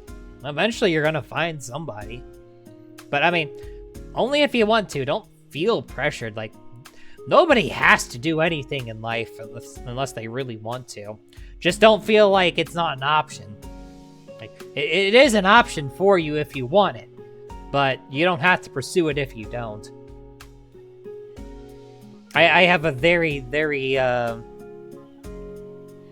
specific view of life and goals for it.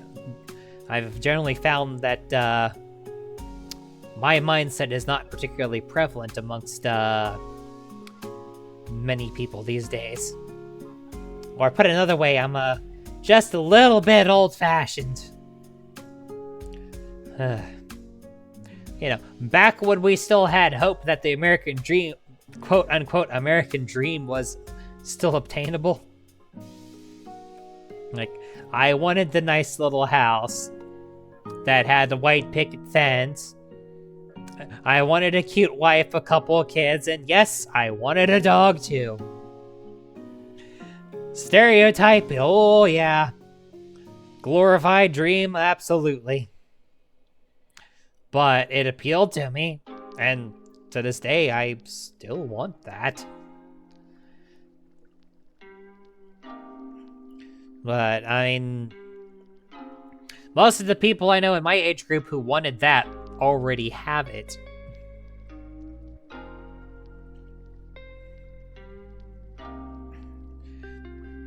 Now, does that mean I will never meet somebody else that might want that? No, it doesn't. I haven't met them yet. I might one day. And there's always the possibility that I never will, but I need to convince myself that that person exists, or I will, well, won't have any reason to live anymore, and that would end bad. Those thoughts tend to end badly. American dream is now live in a shack under a bridge while paying $4 a gallon for gas. It just hit $4 in my area. Actually, there's still one gas station that's $3.99, but that ain't gonna last for much longer. A gas station I usually fill up at $4.09. All the other gas stations are at least that, except for the one, and I don't see that that's staying that way for much longer. But by this time next week, they're probably all going to be over $4.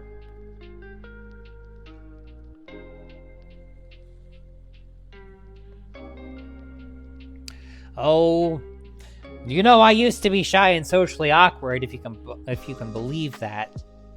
Like, when I was young, when I was in high school, I was voted most shy. I'm not kidding. If the person who was voted most shy can figure out how to socialize, I think you got a shot. I mean, in my case, I just said, you know what? I gotta do something about this. So I put myself in situations where I had to be social. Like, forced myself to be social. Forced myself out of my comfort zone, and brute force approach it was, but it worked.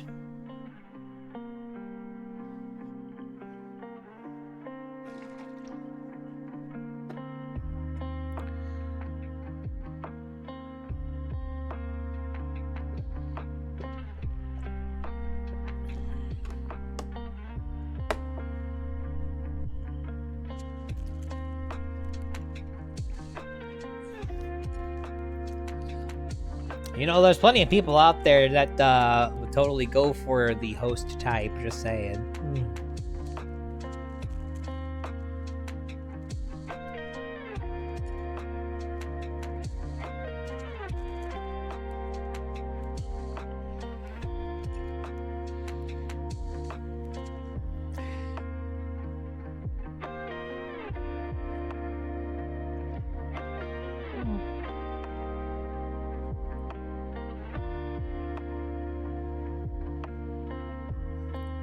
Well, it's not a bad role to have in life, just like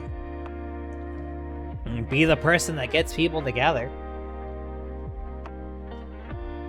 I mean, with the Touhou stuff that I do, that's a thing that I do. Like, I get people into anime conventions for quote-unquote free. I mean, the reason I say quote-unquote is, I mean, help me set up and babysit some computers for the weekend, and you can do whatever else you want with as long as you're helping me do that.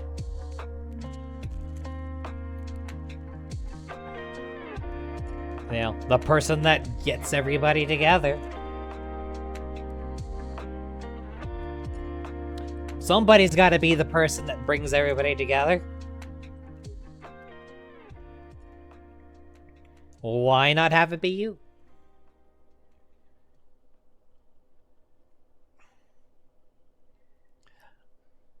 Oh boy, managing the photo shoots too.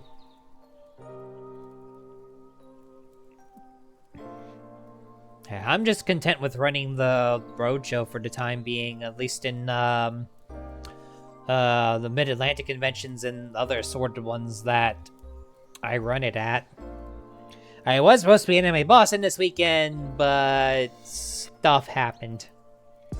So here I am at home telling y'all about talking about other things.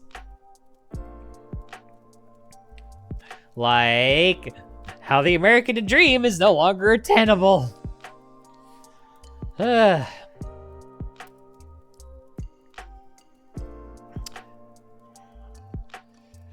My generation was kind of drew the short straw.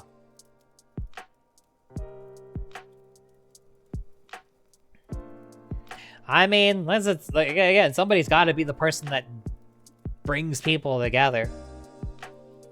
Like somebody's got to be the person that that sets it up.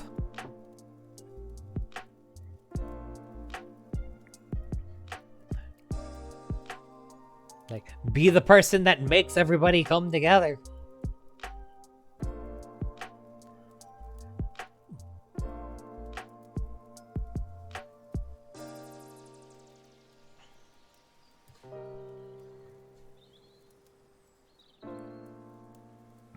I would like to be... And, you know, maybe me doing this long enough, maybe that's how I suck in my forever person, is just keep doing the roadshow long enough that somebody eventually shows up and is like, hey, you're really cool. Let's get to know each other more, and I don't know. Oh, hey, you happen to live near me. Oh, hey, let's date. Oh, hey, let's get married, and I don't know, maybe? I mean, the odds of that aren't zero. Gods know it feels horribly unlikely, but the odds certainly aren't zero. If there's one thing I've taught myself that never forget, it's that there is no such thing as odds of zero. Very low odds, seemingly impossible odds, odds that would in practice round to zero, but aren't actually zero.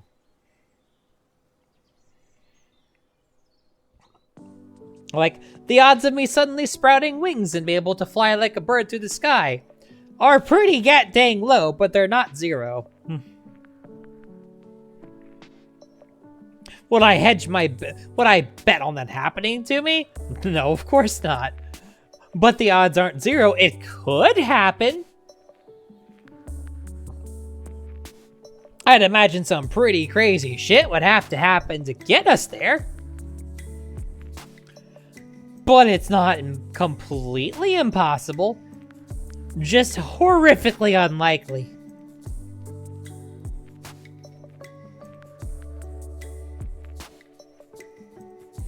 like winning the lottery. Very unlikely. Not impossible. People do it all the time. So, if there is a winner at any point, you know, then clearly it's not impossible. Although it sure does seem like half the time people that win are people that aren't really great with money.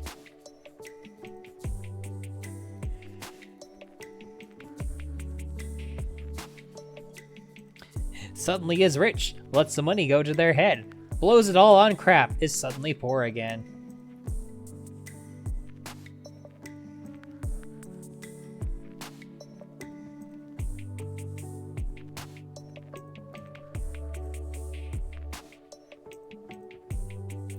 If you got $900 sextillion, that'd be pretty awesome. I don't think there's that much money on the planet right now, though. Inflation ain't that bad.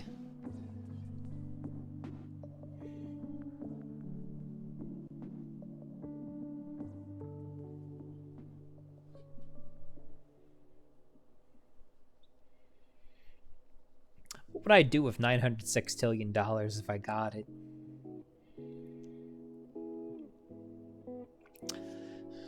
I mean, with that kind of money, I could solve world hunger.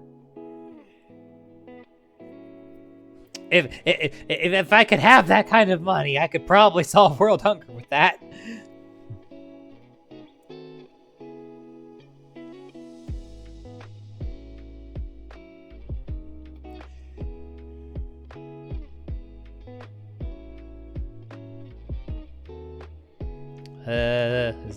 Did you just make an inflation kink joke? Because I think you just made an inflation kink joke, and I didn't expect an inflation kink joke coming from the ace person.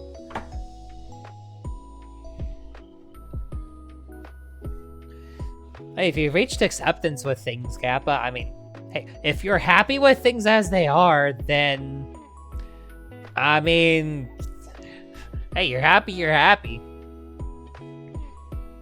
My notions of life goals is, again, my particular mindset.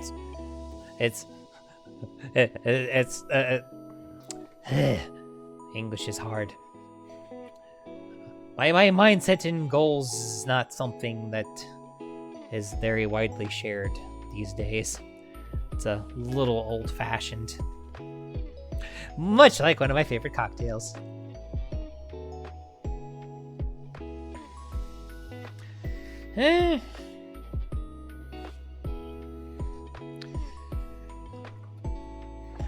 I mean, sometimes we do learn things about ourselves that we don't feel comfortable with. Oh no, it didn't make me uncomfortable, Jaff. I just didn't expect you to make it. It's not intended as an insult.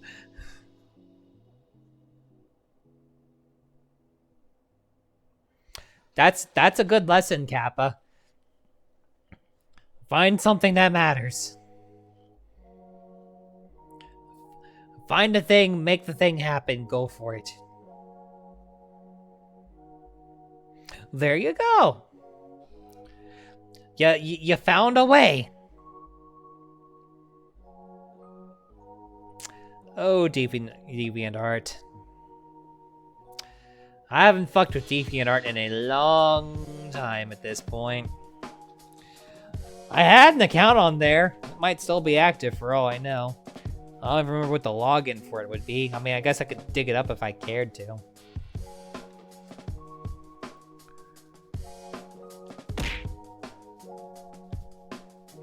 I was literally taking a sip, Lilith, but sure thing. Now, I guess I have to actually take the sip, not just hold it up against my mouth.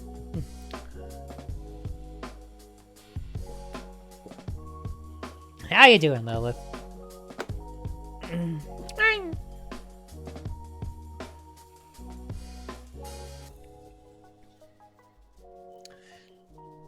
You might get that chance, Kappa. And if the world keeps going down the shitter like it is, gods know we're gonna need beacons of hope wherever we can find them. I would like to think that this is just a roller coaster where it seems like it's down at the dip right now and that it will get better.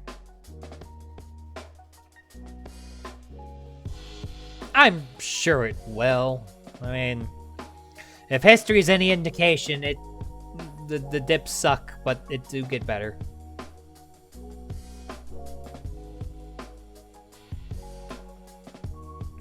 Just going off of historical trends and all that.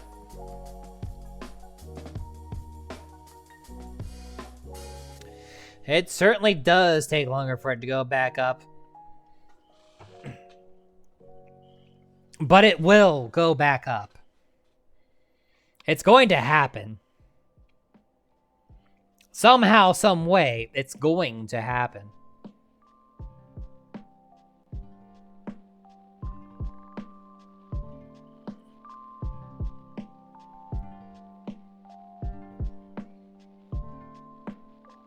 And it's kind of another one of those things where it's like, we have to believe it's going to happen. For the sake of our last dregs of sanity, have to believe. So, I mean, who wants to believe that we're all doomed and nothing will ever get better?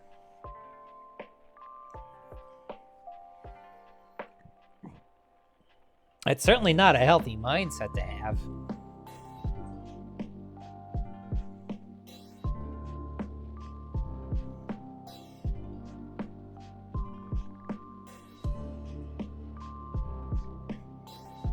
And every day a trans person continues to live and breathe as a middle finger to everybody, to all the haters.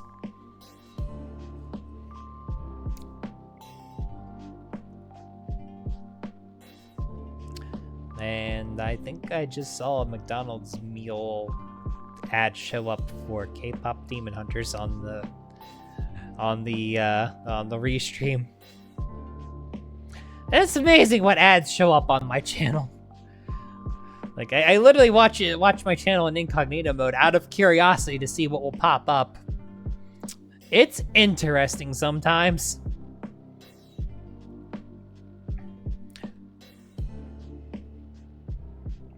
Like, if everything is based off of my search history, then... Well, clearly it knows I'm hungry because it showed me a McDonald's ad. I was just booking flights and locking at hotels for Touhou Fest and Off-Kai.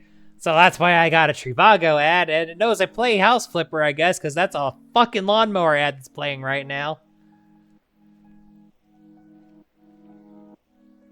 It's playing the lawnmower ad twice. Oh no, it's a different product made by the lawnmower people. Now it's showing weed whackers.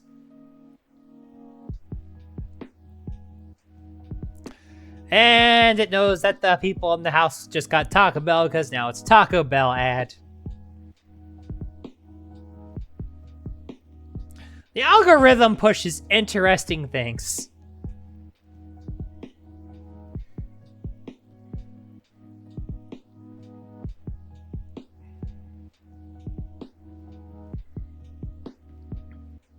Hey, living anomaly by some? Hey, fuck it, go for it.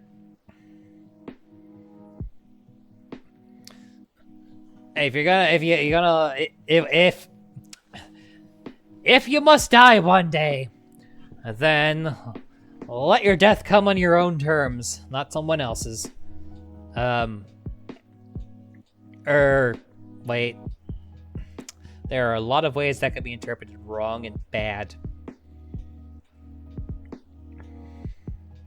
If you must die, meet death on your feet, not on your knees.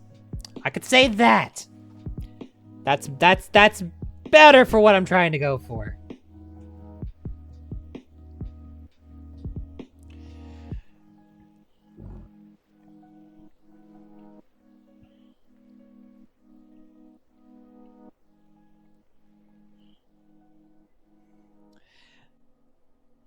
In my case, I'm just trying to be somebody that can give an example of, I don't know. I'm trying to be a light for the girlies out there that might not feel comfortable or safe coming out. I could do that. I could at least do that.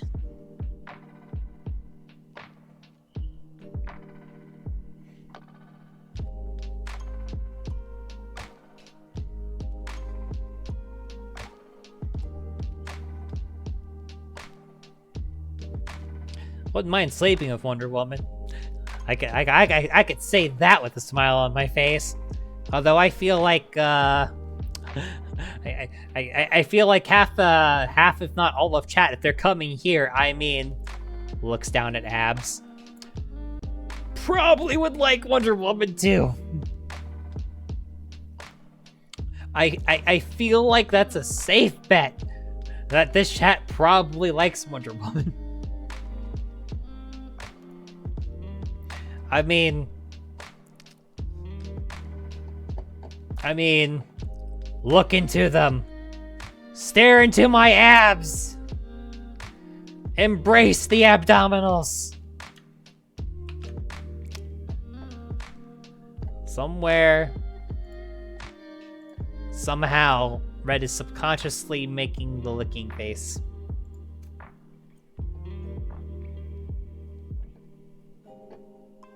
Somehow.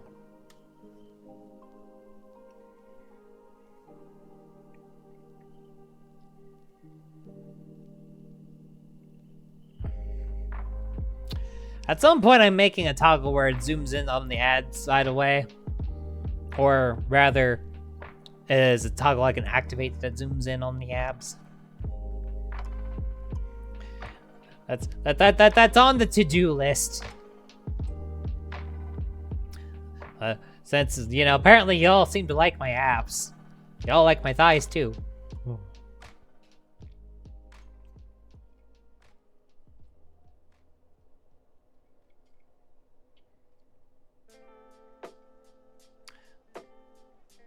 Well, technically I'm a magical Oni Tengu that can just fly, so I don't have to worry about falling. Ever. Also, I'm 7'9", so like, there's not too many contexts out of which I would fall in the first place anyway. No more so than like tripping over a rock and falling in that manner. But when you reach a certain height, falling is kind of like yeah, whatever kind of deal. Plus, I mean, if you could fly.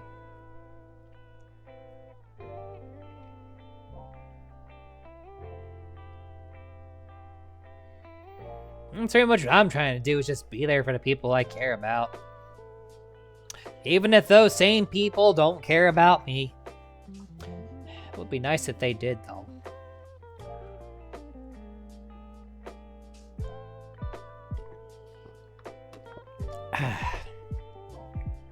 I've almost killed this thing of tea.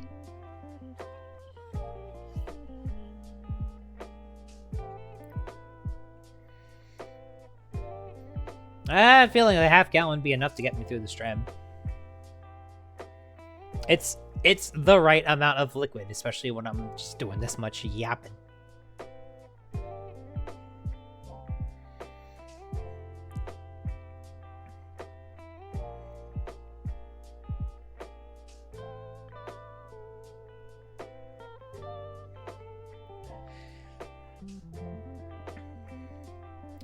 Me, I'm gonna keep being here for as long as I can be. Also, I'm gonna do a couple of casual Touhou runs. I'm gonna still keep talking, but I've had this game up the whole time. I at least want to, even if I'm not paying attention to,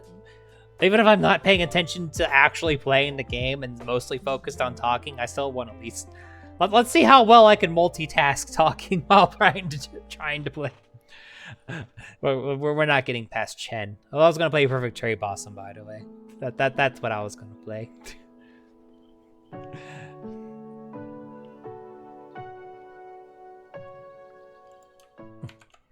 Like,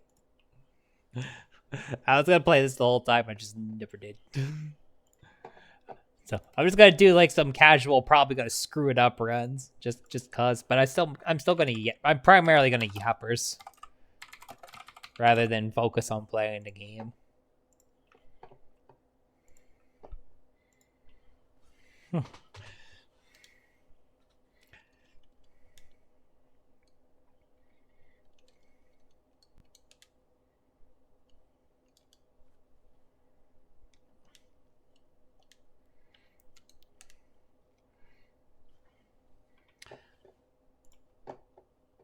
Oh yeah, I should probably make it so you can hear the game. Probably.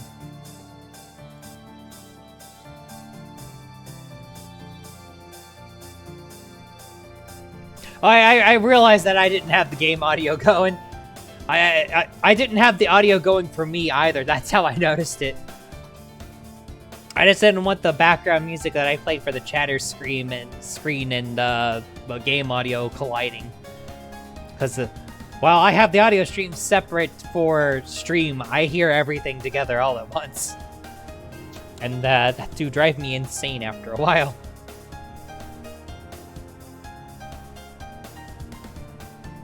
Night-night, Chaff.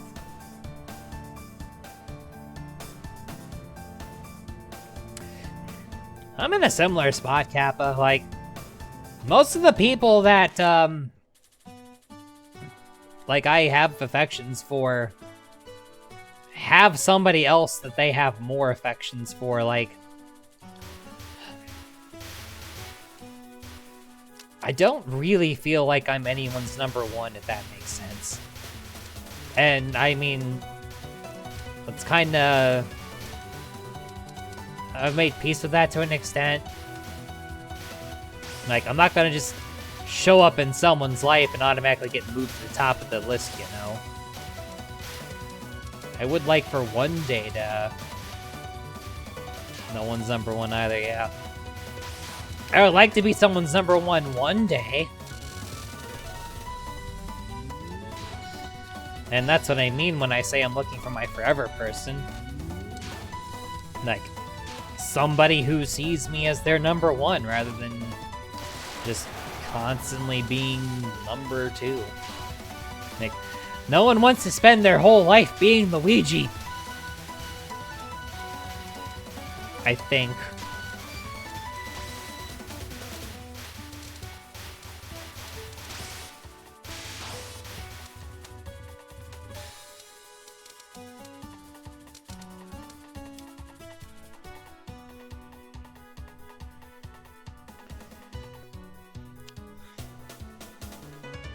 Social jack of all trades, master of none. That is a hell of a sentence.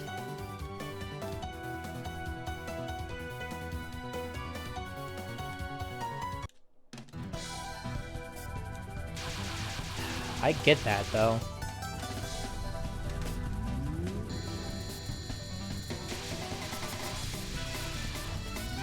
I really hope I find my forever person one of these days.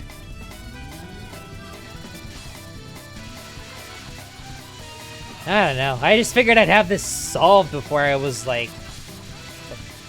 I mean, if you must know, I thought I was going to have this solved before I turned 30, let alone before I turned 40. Which, looking like I'm not going to have it solved when I turn 40 either.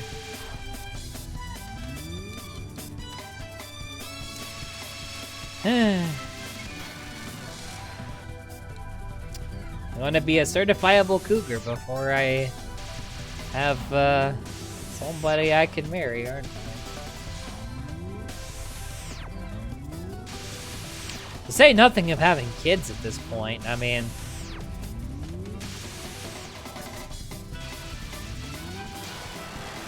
I don't know how I would have kids. Like, it's not like I'm incapable of a natural form of having kids if I had a willing partner that could do the other half of it. But it's also...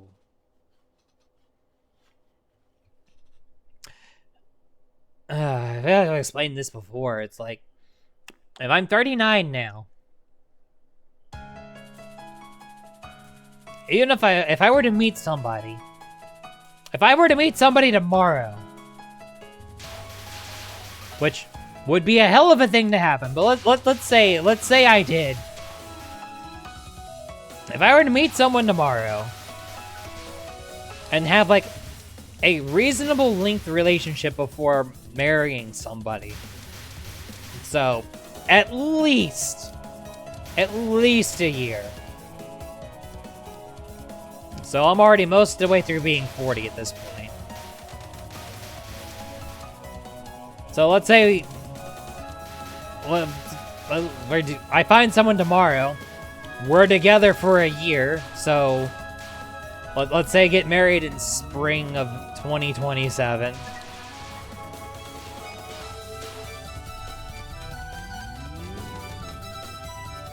So do that. And then if we wanted to have kids, I mean, we would need to be together and be secure and stuff first. So tack on probably another year or so, and at this point, before we're even going to try having kids in this ideal Fantasyland scenario, I'm already 41.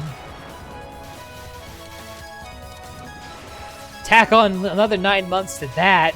The kid's born when I'm 42, and I'm trying to, like, raise a kid in my mid-40s, early 50s. And that's if I found somebody tomorrow somehow and started a relationship tomorrow. So yeah, it's probably not too likely to happen with the kids thing at this point.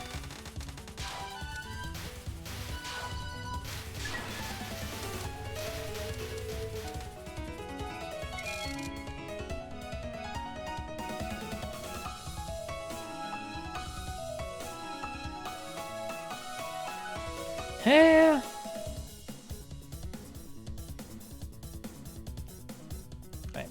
I still want to say that if you have an interest in finding a forever person, that forever person exists. Like, the option exists for you if you want it. You shouldn't feel like it doesn't exist for you at all. But I mean, if you're just as happy without too, I mean,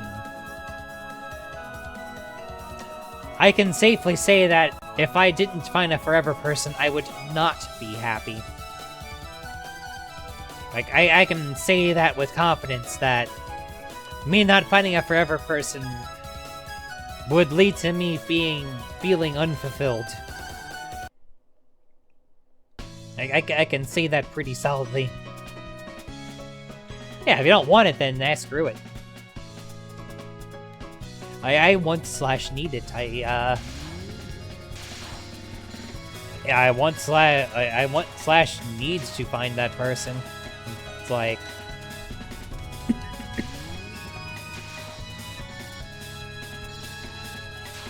it was the one motivator I've had to get me through life, was trying to find that person.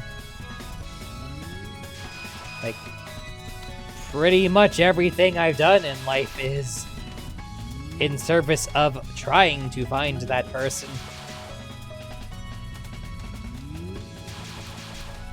Like, why was I preoccupied with getting a good job? To get money so I could be able to support when I find that person. Why was I preoccupied with getting a house so that I could have a place to live with that person?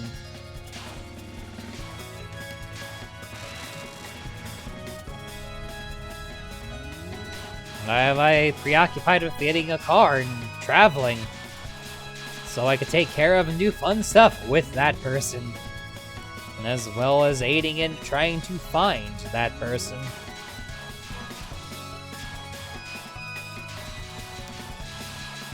Hell, even VTubing is just another way for me to try and find and meet people.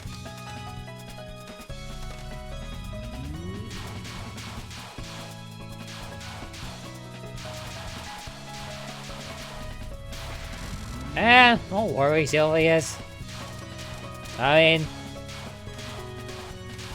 I've kind of like, am at the point right now where I'm just like, try and see if the person that will be my forever person comes to me, rather than trying to seek that person out. I feel like me trying to like seek people out just is a recipe for failure. If, you know, the last 20 years have been any indication.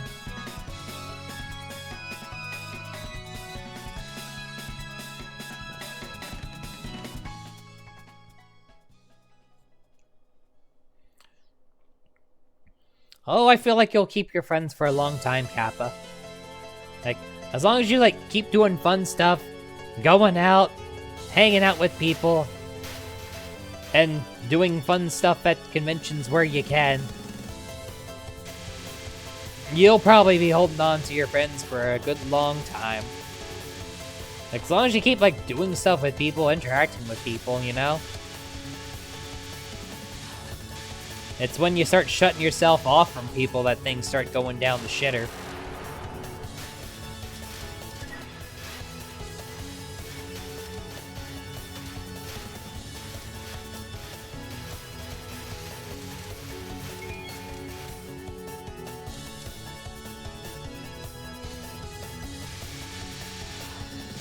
You know, being nice to them is certainly a part of it.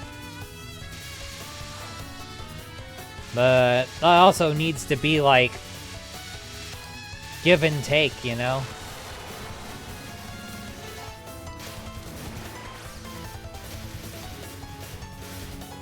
At some point, there has to be some give to go with the take. If it's just one way, it's not really friendship.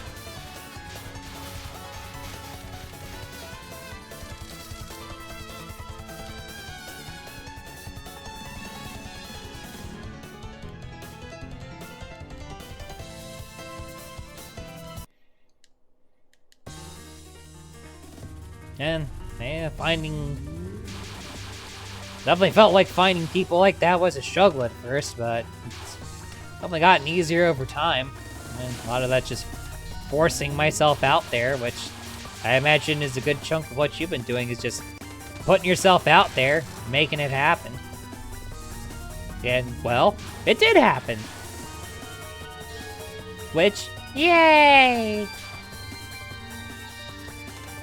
You got friends, you found a degree of happiness.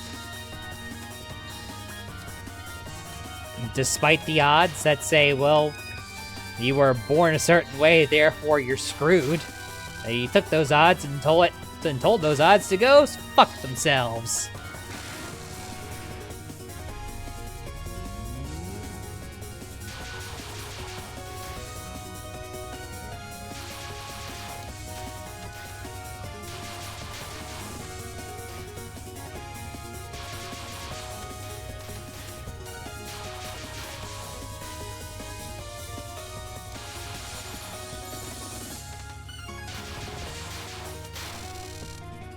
Now, if only it worked for lottery tickets defeating those impossible odds.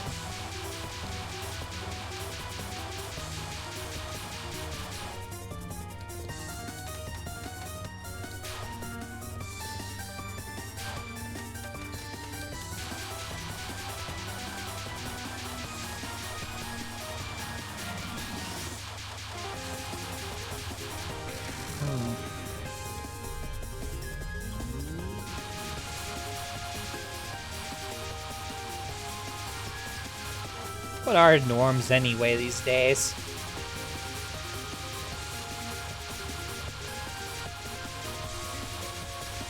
The only norms I know are people named Norman that I call Norm for short. Otherwise, what's norms outside of that? I don't know any.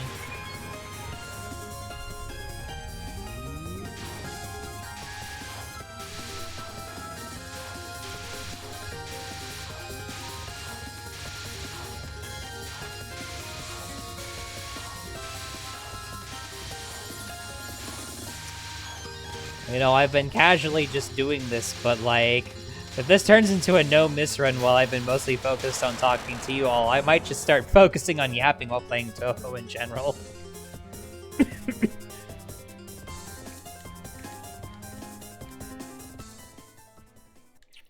I'm gonna fuck up somewhere here.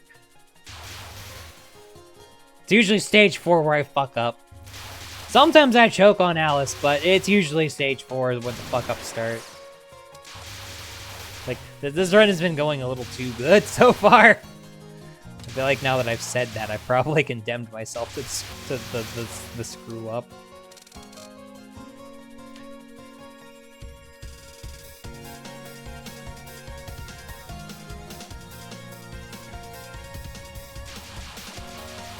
You know, the funny thing is, it took 2 tries for me to even just exist in the world in the first place. The first time that my mom got pregnant, she miscarried.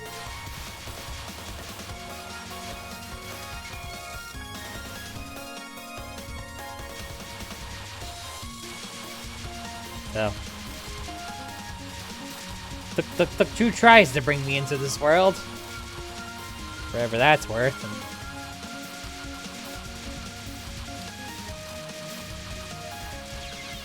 yeah, there we go. It's like, if I just casually get a no miss clear, that would be something. That ain't gonna happen, and yet. Behold the chokening. Or, welcome to stage 4 of Name a Touhou game, I guess.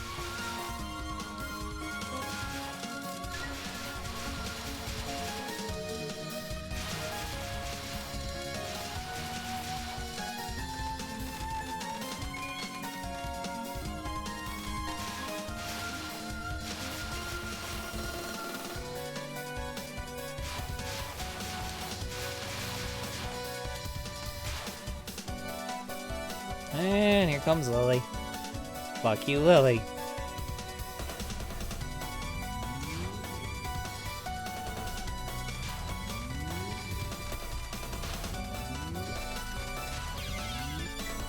Lol.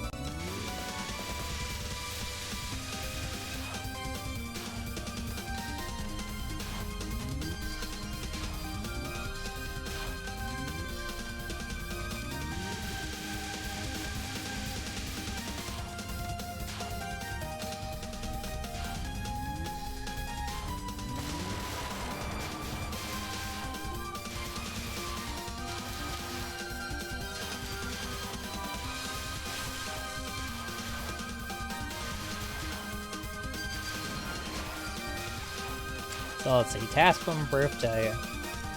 Get through shit while... Wait. That wasn't a spelling error. A-U-A-D-H-D. I don't think I'm familiar with that. Do you mean autism and ADHD at the same time? Just to make sure I'm... Yeah, okay, that's what I thought.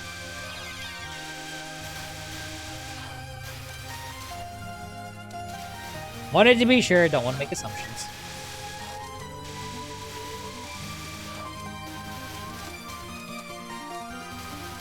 Yeah, the truth of the matter is, like, a lot of people that are born with, those kinds of disabilities at the start, yeah, tend to not have a long shelf life, so to speak.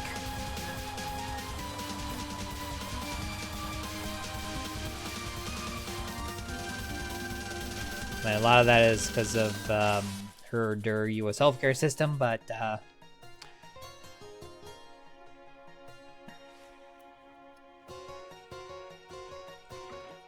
you took the odds and told them to go fuck themselves. So you're here telling us about it after all.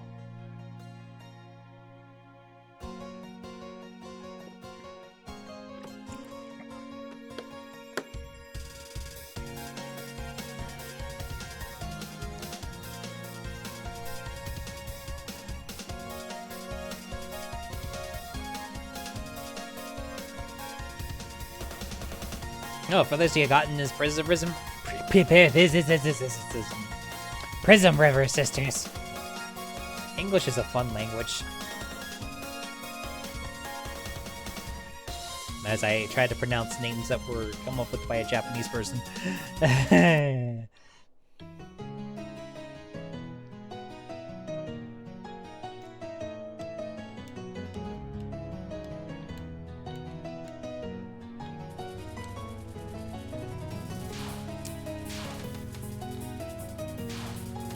Well, I'm not sure the human meat bit is better than just the dog meat bit.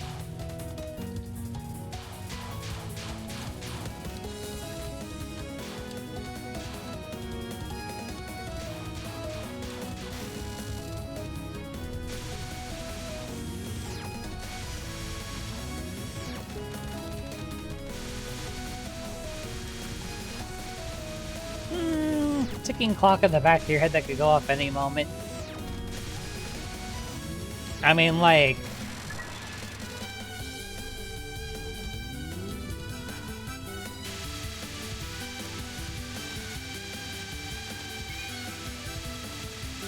I mean, if it happens, it happens, I suppose. But, I mean, if you're happy with the way things are now, then, hey. You came, you saw, you f***ing lived.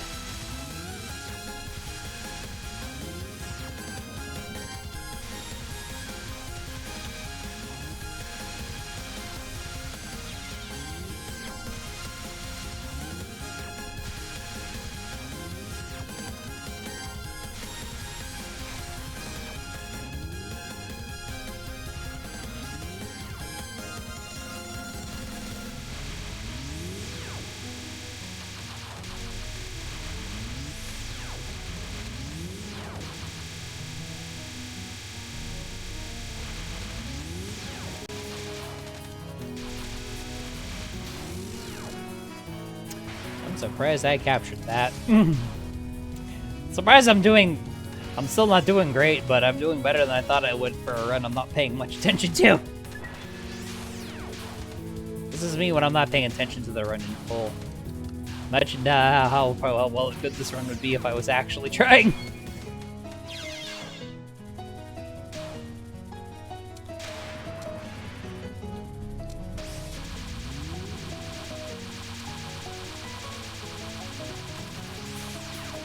Maybe I would actually have remembered the bomb or something. Me remembering the bomb while playing Touhou? Nah.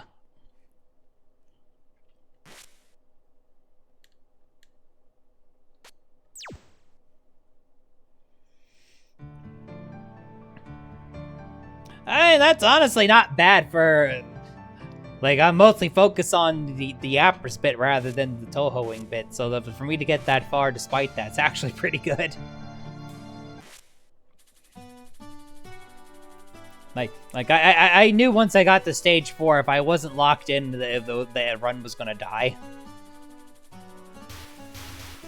That is the nature of the beast. Like, I'm good, but I ain't that good. It was a pretty alright run. Like, I got through Alice without any issues.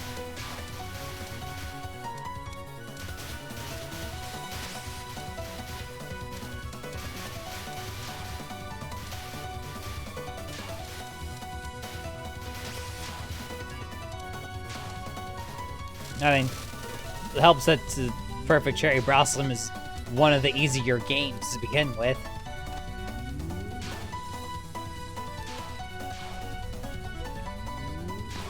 Like, there's a reason why I suggest this one to beginners. Like the two I suggest for people to start on is this one, and for a more modern Touhou game, I suggest 10 Desires, because that one is also not too hard.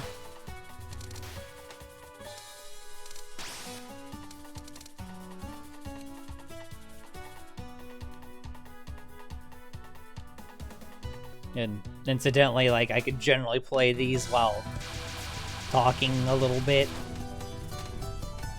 It's not like I was trying to like, do subterranean animism while carrying conversation.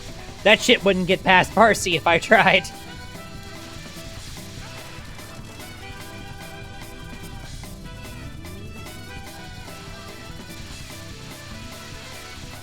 Yeah, I mean, me trying to talk while, like, doing subterranean animism.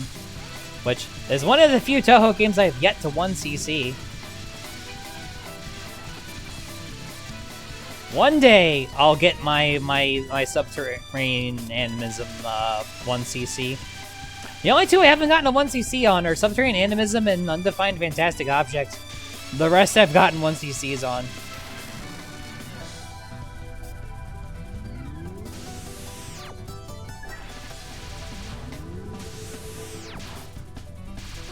For the longest time, I didn't have a 1cc in double dealing, but I finally got that one figured out. I mean, It has a wolf girl in it. I had to get the 1cc eventually. It's a requirement.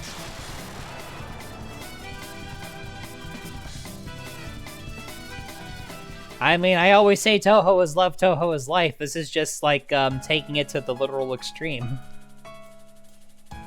Now that really is Touhou is love, Touhou is life. We've gone full circle. We've taken it to the literal extreme. Yay!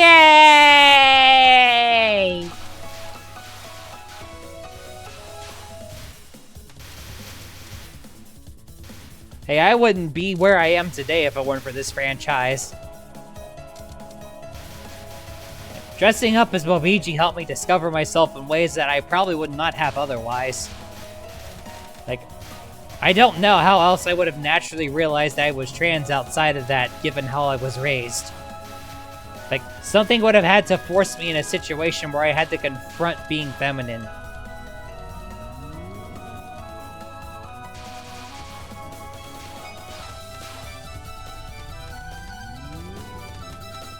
Like, that's why me cosplaying worked.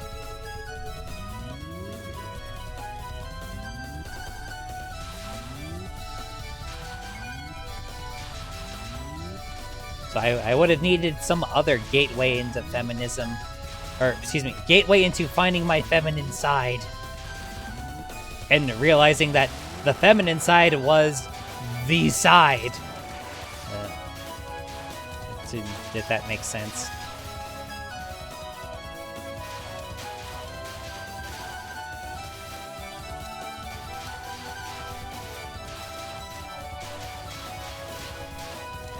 I guess it kind of makes sense for those of us who kind of like feel like we don't really have a place where we belong in this world, doesn't it? Which, yeah, someone who perpetually feels like everyone's number two, I definitely can empathize with that.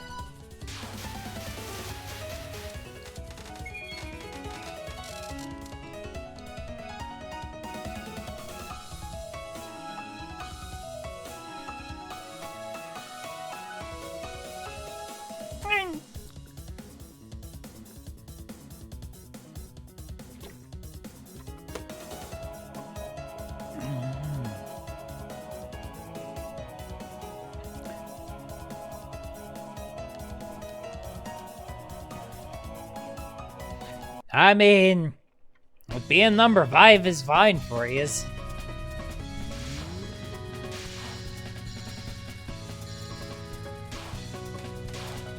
not where I want to end up in life.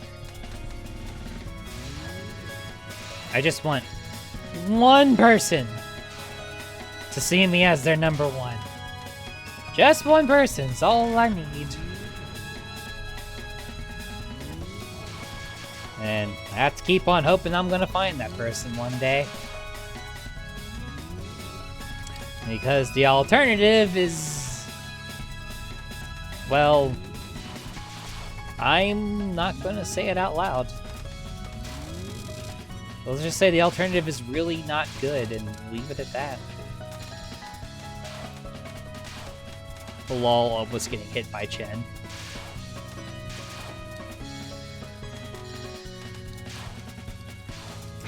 Ouch. I feel that, Kappa, because that's definitely happened to me way too many times.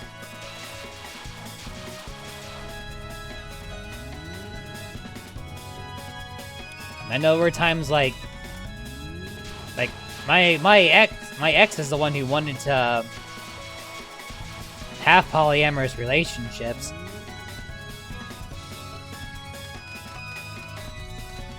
Which I was fine with. I was like, I mean, as long as we both set boundaries for it, then that's fine. But at the same time, it's like they would keep like seemingly prioritizing others over me, which I guess with them leaving me in the manner that they did probably should have told me something soon, way sooner than I realized it.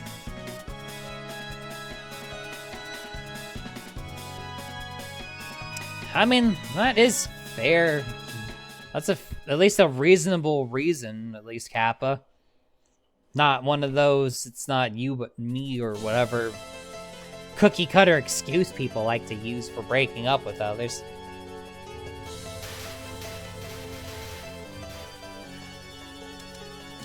So was it like mutual? From the sounds of things, I'm guessing it was mutual rather than, you know, like anger, bitterness, and someone just like walking out. At least that's fine. At least when things are mutual, it's not as bad. Or at least if there's a conversation. Like, there was the one person that I was seeing before, before I started dating Katie. At least, you know, she told me, or I say she, at least they told me why they wanted to end the relationship. I mean, it wasn't a good reason, but at least we were amicable about it.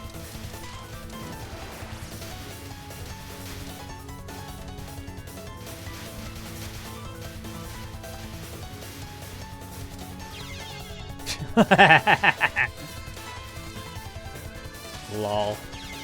Double lol.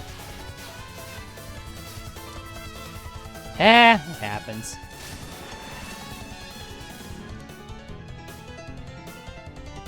The me choking on stage 3, not what y'all talking about.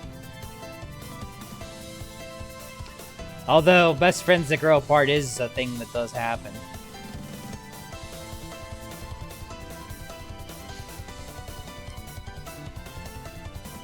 Being treated like number 2 constantly is not a great feeling. I mean, there are people that I expect to treat me that way, and it's not meant as an insult. It's just, world don't revolve around me. And I mean, there's a lot. We all know there's a lot of non-us people in the world. But yeah. I mean, if you're not worried about, I mean, if you're happy in life as you are right now, then, hey, roll with it. I'm just gonna outright say that I am not happy with where certain things are in my life, and I'm outright going to say that, because I'm not.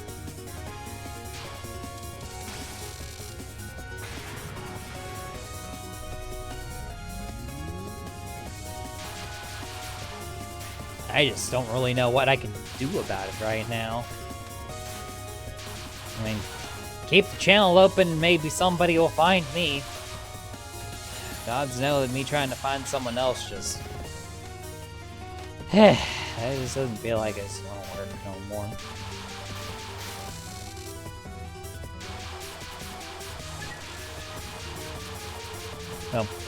Well, the world collapsing in on itself is a little bit separate from friendships and relationships. While there are some limited things we can do in regards to the whole world falling apart bit, there are quite a great many things that are very well beyond our control.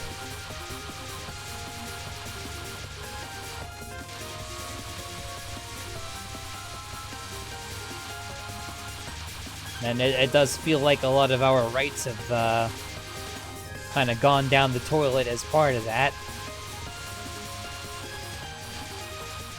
I very much dislike the idea that there's roughly half the country where it feels like I'm not really welcome.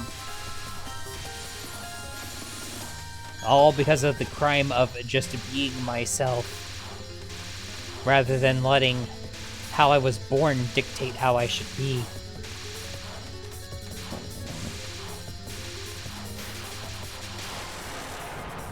Yeah. Happy with relationships is good. Yeah, as far as all my relationships go, I am not happy with where I am currently, but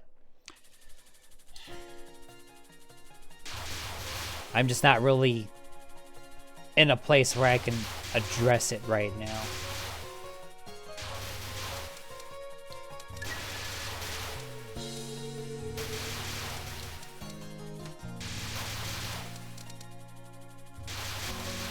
Like, I wouldn't want to drag someone else down into where I am right now. I mean, again, if somebody purposely sought me out, that would be very different. But I mean, anybody seeking me out would be almost certainly be knowing of where I am mentally right now and would know what to expect. So it would be a thing that they would be actively choosing, as opposed to something I was choosing to bring someone into. If that makes any sense.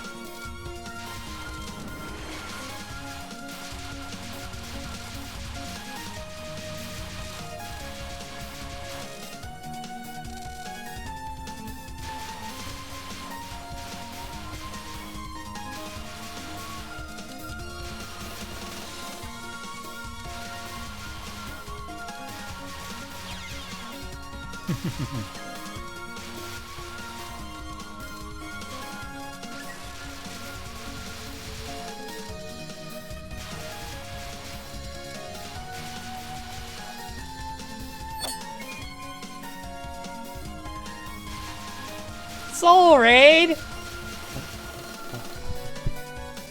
Let me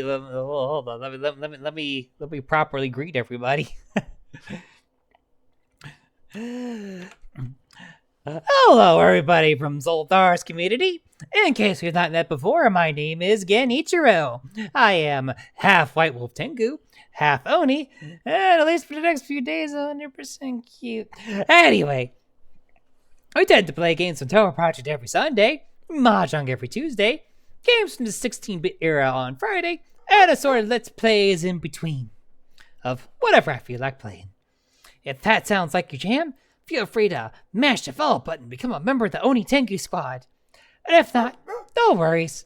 No pressure here. Just feel free to sit back and enjoy the vibes. Like it's Touhou night, but I've been mostly focused on yapping. Like literally, like this is a throwaway run. Like all these runs have been throwaway runs. Well, like I'm barely paying attention to it. If I was actually locked in, I would be doing far better. This stream has been 90% yappers and 10% Touhou. We have been talking about life and relationships and things.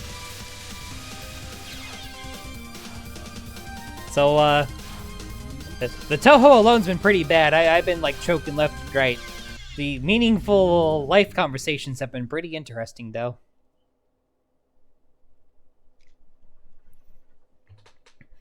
Hey, if you're happy, Kappa, yeah, don't complain. Just roll with life. They're literally just primarily just talking about relations. But quit return to title. Literally just been like talking about relationship stuff. Like I know I've been still dealing with what happened to me back in January, which I know on Loki server I mentioned something happened to me in January, but I never outright said what it was. Which, the answer to what happened is my fiancé just up and left me in January. No notes. No nothing. Just up and left and left me a mansplaining letter for me to read afterward. While I was busy traveling across the country while racing a snowstorm while helping somebody move across the country. So, pretty fucked up combination, really. Still mentally recovering from that. Probably will be for a while. And that's been the relationship dynamics has basically been the Oh yeah, they left me a little letter that was a bunch of like nitpicky bullshit. It was pretty bad. Like, if the only context you had of our relationship was that letter, you would think that I was a really bad person, but the second you get that context, you realize that, mansplaining is probably the best way I could describe that letter.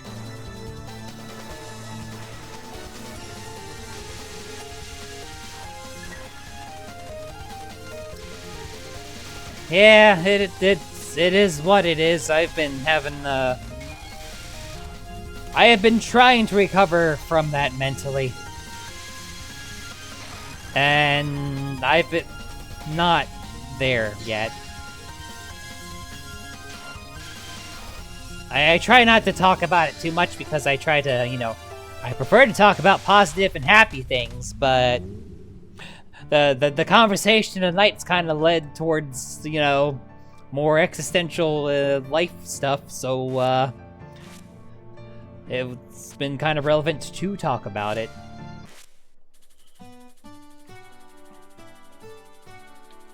So, if there's anybody who's new here that's not been to one of my streams before, I don't generally talk about sad things. I prefer to talk about positive stuff, but sometimes when we're having a serious topic, the sad stuff comes up, and you can't have the good without a little bit of bad once in a while. Which is not to say that the sad stuff is an inherently bad thing to talk about, it's just sometimes you need the bad stuff that happens in our lives to appreciate the good stuff better, if that makes any sense.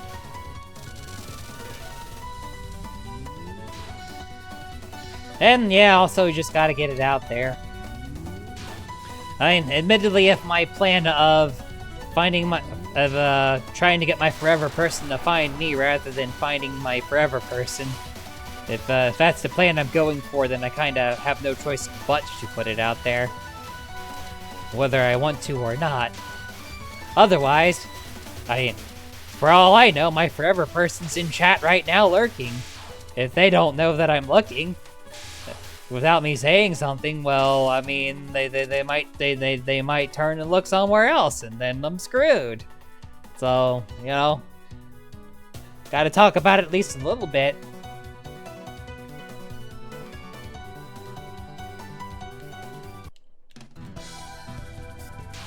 But yeah, my literal finding out of what happened was I was on the phone with one of my other partners, and she literally just told me, hey, your fiance just left you. As in, went out the door and took all their stuff and left. While I wasn't there. That's the worst part. Like, didn't even want to confront me over it. Or have a conversation or anything. Just packed up and left.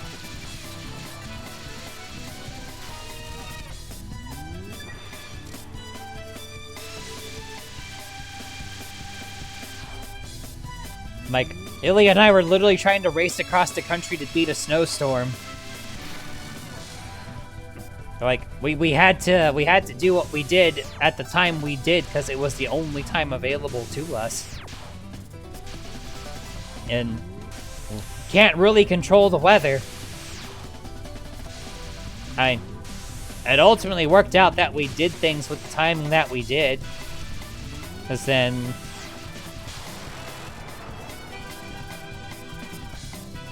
the person that Ilya's former landlord was eventually able to find somebody to fill out the rest of her lease term, so she wasn't like on the hook for rent and stuff. It's like we had to do things in the manner and the timing that we did because it was the only option we had available.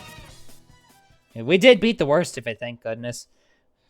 Like I got in from that right as it was starting. Like, the snow was coming down and was already starting to stick to the ground when I got back. When I finally got here. There were several inches on the ground by the time Ilya had gotten here. We had to separate because my car just isn't built for driving in the snow, whereas Ilya's can far better handle it than mine can.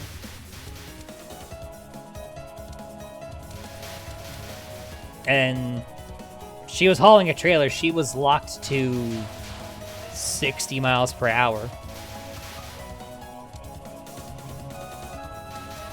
Whereas I could drive like 70, 80 if I am by myself. So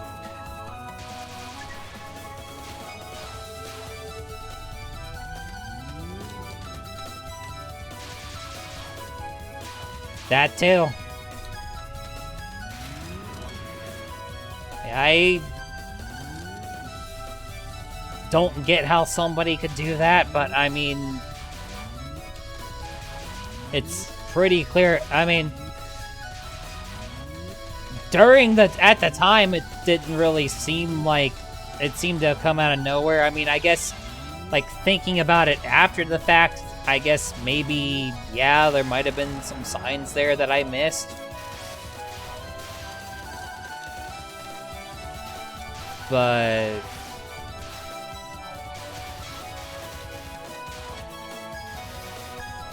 I mean, the idea of somebody just up and leaving me without even trying to, like, save the relationship just didn't seem like something that could happen, especially when we had been together for over 9 years at that point. It really isn't.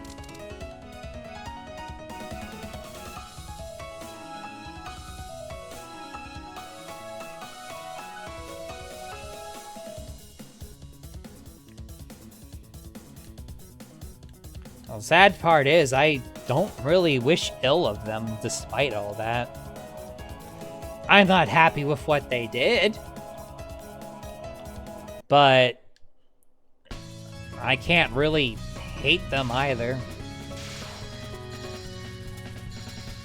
I mean, for one, it's far more effort to hate somebody than to just be indifferent to them.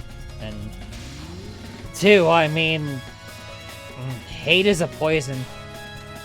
It's better to not have that poison in your heart if you can help it. And yeah, Ilya, you're probably right. I mean, things happened the way that they needed to happen because that's how the world intended things to be, for better or worse. It certainly feels like the worse rather than the better, but what can you do?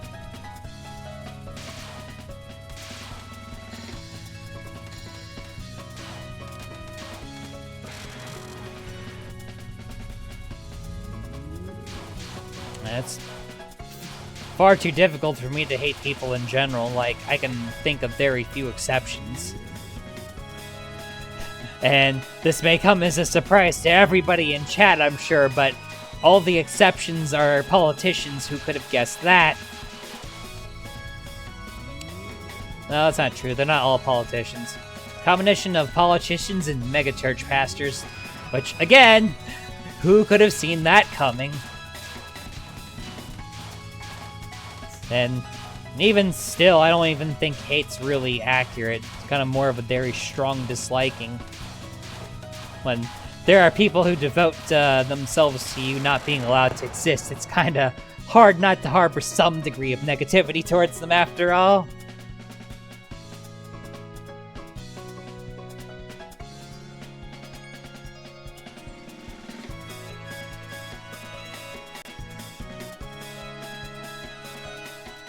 Damn near feels like they're the same these days, Kappa.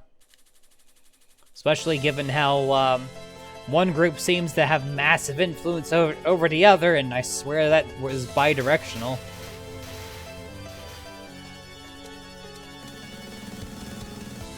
B11. That was probably going to be the last run. I don't expect to get past stage 4, but I'm not really trying to.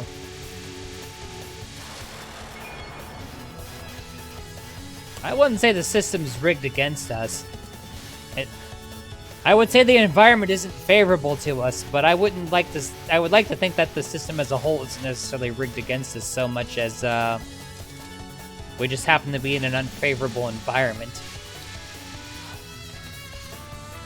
Like, it feels like it's just a little difficult to like grow and flourish right now. You know, we're plants trying to grow in a desert, but. That doesn't mean the system's rigged against us, it just means there's a bit of a dry spell with the weather right now.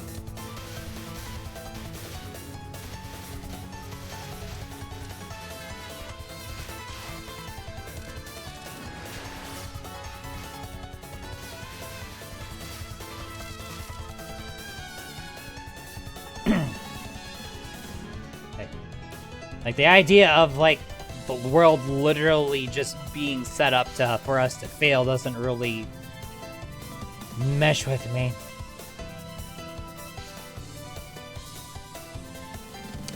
But people in this world making it difficult, now that is far more understandable and something that I can work around. Survive, adapt, and overcome. Pretty much, Ilias.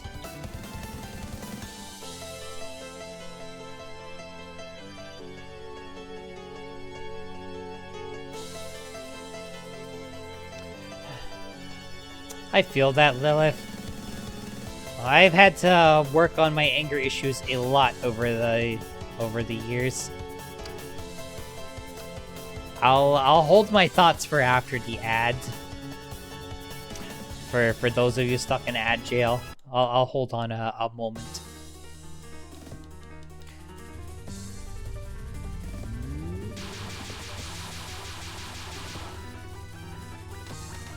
Why skeleton, you say, Kappa?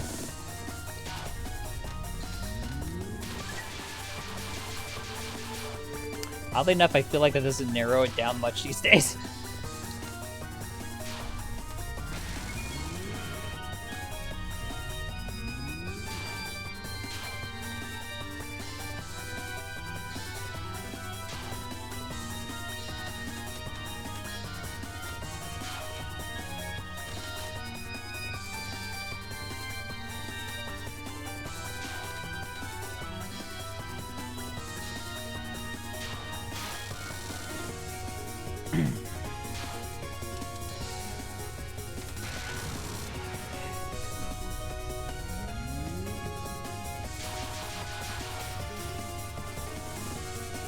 But yeah, the idea of distancing myself from people is... I've tried that approach to try and just circumvent things. Like, well, if I can't find somebody, screw it, I'll just find nobody. And that didn't work worth a damn. Because me and my mindset, there's just a... At least for me, there's just a need to have a forever person of some kind in my life, so trying to say, fuck it, don't bother, didn't really work. Anytime I've tried to go the fuck it, don't bother route, this doesn't work. Because then I start getting lonely.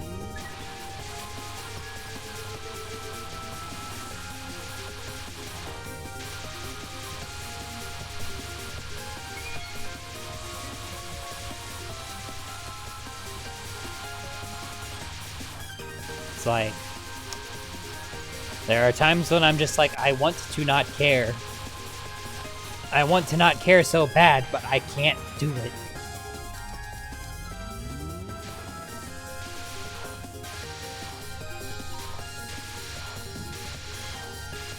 Like, every time I try the fuck it, don't bother route, it lasts all of maybe a few days. And then it's like, I can't do it. I can't not care. I've tried not to care, I can't do it.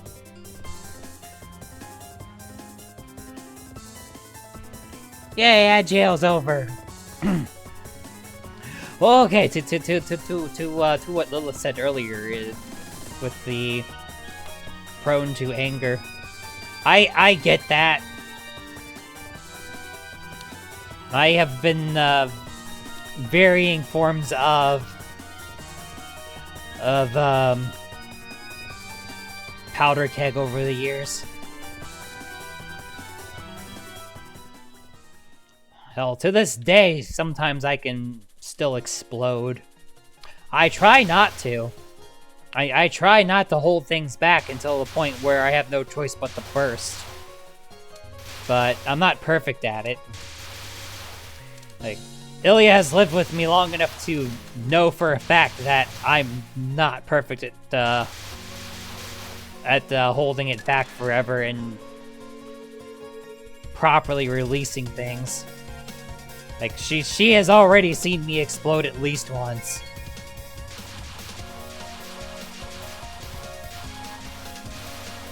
And she's only been living with us since January.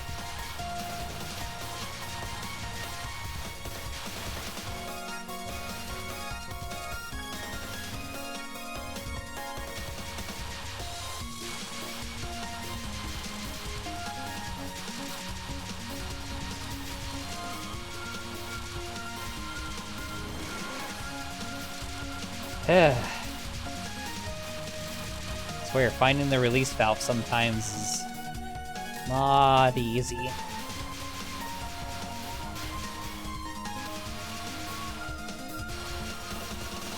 Hey, I don't think the feelings will probably go away for me either. I just never had a relationship like that before, and it's not like you just hit the off switch.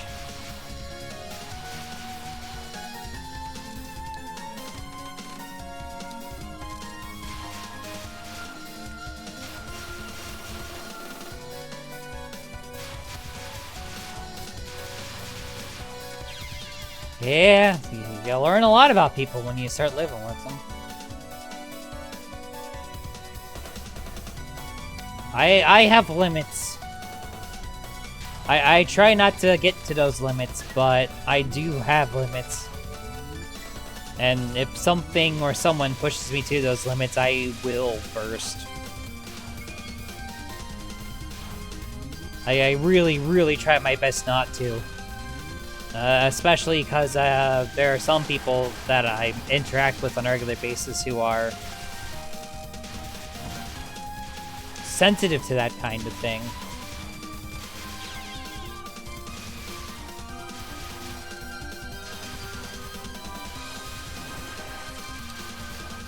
So, me, like, holding back until the point where I have no choice but to explode is not good.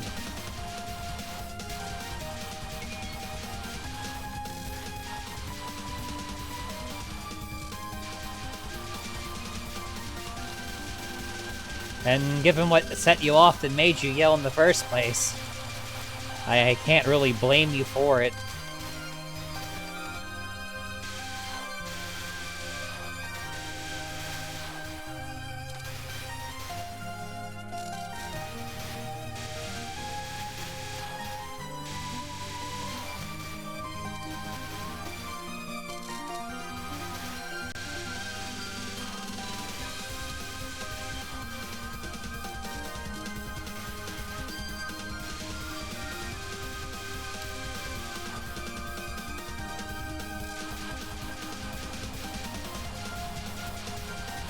I take it, Kappa, you've had people in your family that had a short fuse?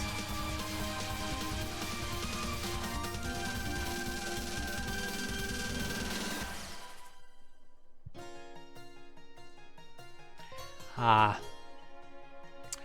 Gotcha.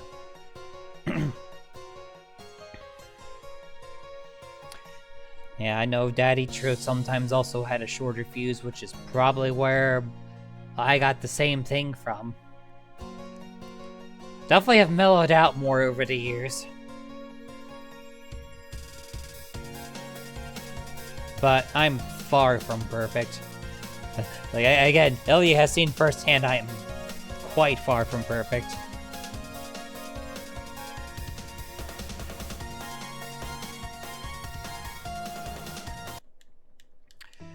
I'm sorry to hear that, Kappa.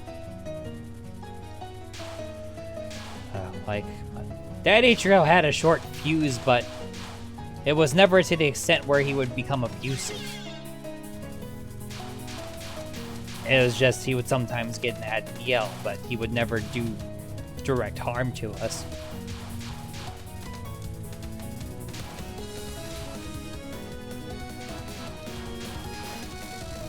Like, Daddy Trio never had it in him to hurt anyone unless he had to.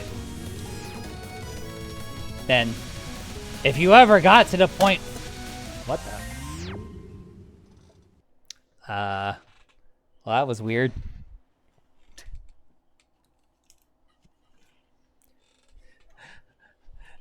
A bunch of stuff on my desk just fell on me randomly.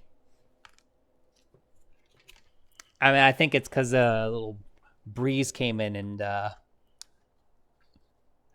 came in through my window and blew the stuff that was sitting there. I just wasn't expecting it.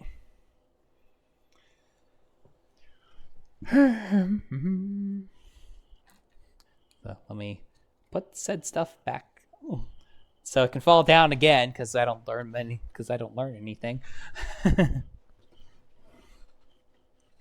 Why continue? Yeah, I'm sorry to hear that your dad was abusive towards you, Papa.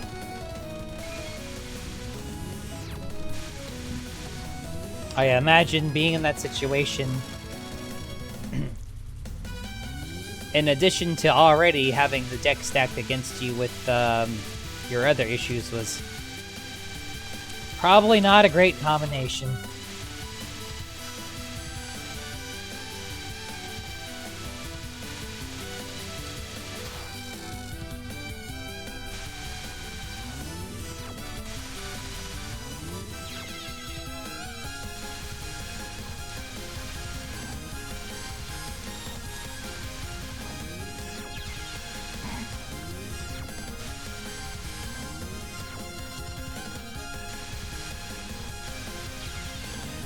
What Twitch do? What did John Twitch do? Oh, am I about to lose again? Oh, that's a shame.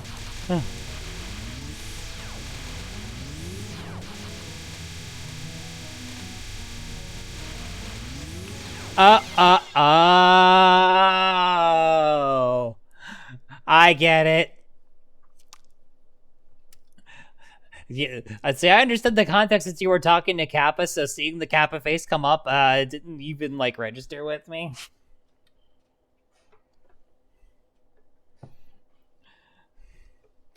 But, yeah, it will, type Kappa, get Kappa emote. Kappa. Whoops.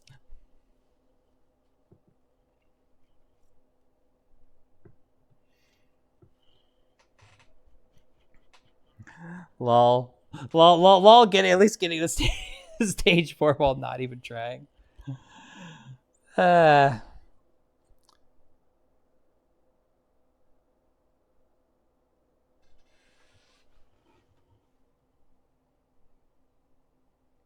Only if you capitalize it. I will bite you. I will go over to your room right now and bite you.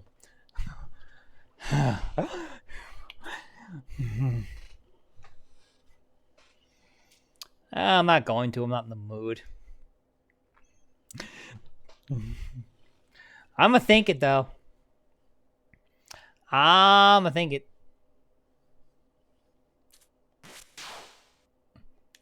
It would be. I don't bite that hard.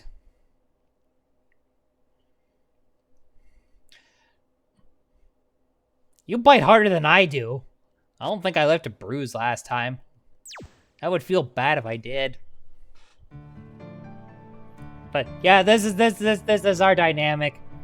We're two Touhous who will get grumpy with each other and bite each other. And you still bruised me through, said Denim. The meat mech wears denim jackets, by the way.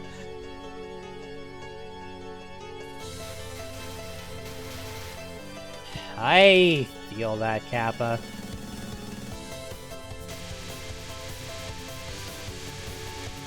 Physical injuries will at least go away after a while. Mental ones, not so much.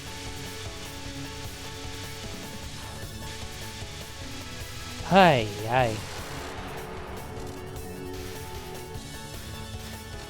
Yeah, I think I'm done playing Touhou now.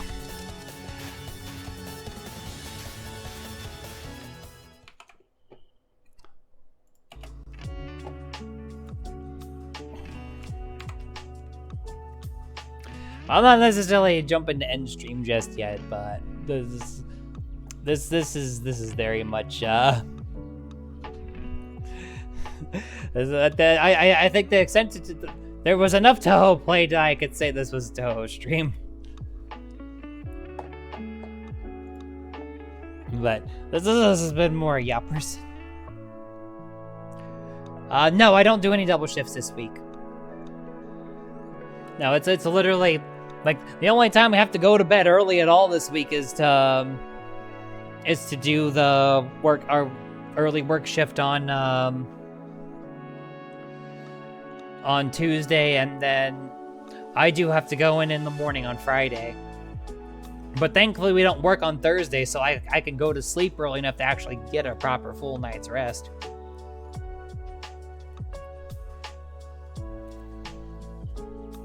If, you know, I want to. Knowing me, I'm just gonna still, you know, let's try. So, still end up going to bed at midnight anyway. But, I mean, that's not as bad as what I was doing, like, the last week before. Like, I'm still gonna have to do doubles, just in general, but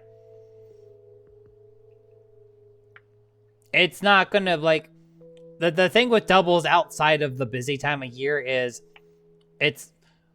while it does suck that I have to go in, the deliveries themselves aren't as big, so they're not gonna physically tax me as hard. So I'm not gonna be as tired or grumpy and, like, exhausted.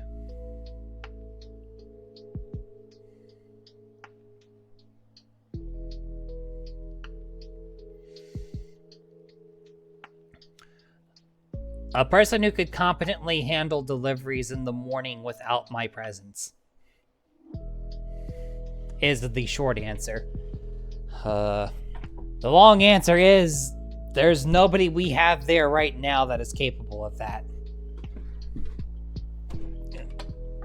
When you come back. My daughter fell down. I had to go pick her up. Yeah, we outright don't have anybody who is currently on staff who is capable of doing that.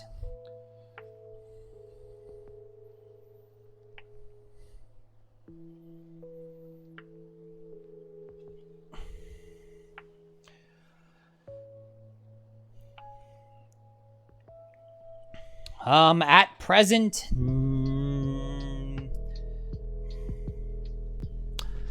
yesn't.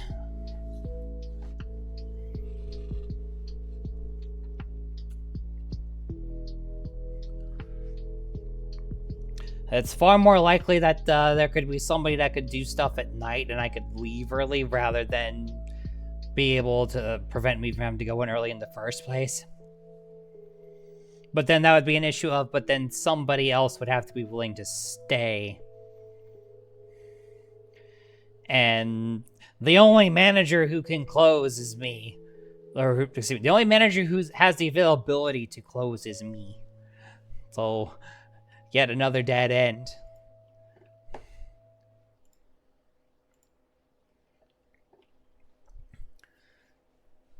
For now. There will eventually, I hope there will eventually be a world where there's somebody that can handle one or the other and I don't have to do both anymore. But the situation is what it is in the present tense. But, I mean, honestly, outside of the busy seasons, like, oh no, I can't blame you for trying. But honestly, for like the smaller regular occurring deliveries, it's really not as bad.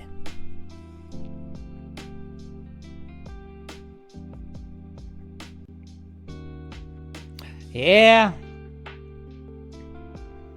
Because the thing is, like, both you and Katie are smart enough to be able to do it, but you're not physically able to handle everything. And the problem with me trying to show anyone else is what's inevitably going to happen.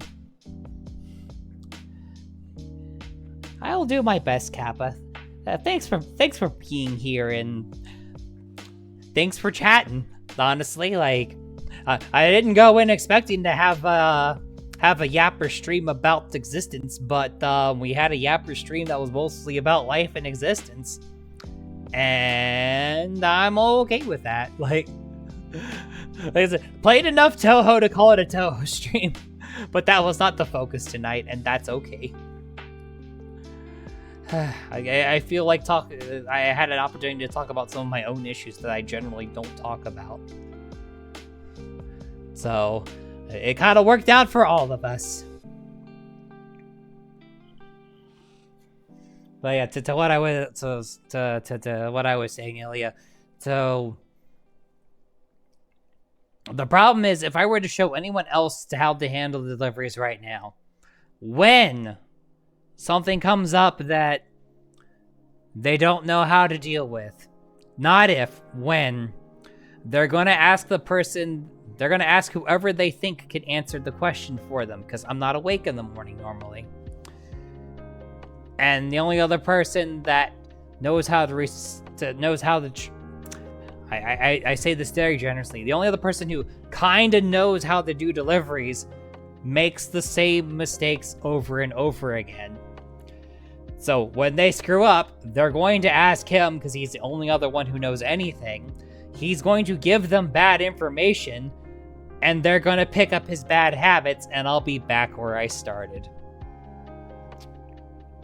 That's the problem that I face right now, and why I've been trying to get rid of said individual, so that that can't happen. But I don't have sole authority. I have a lot of influence and a lot of authority, but I can be overruled, and if I am, there's nothing I can do about it. If I wish to move to do something, but the owner says no, knows the answer, whether I'm happy with that or not.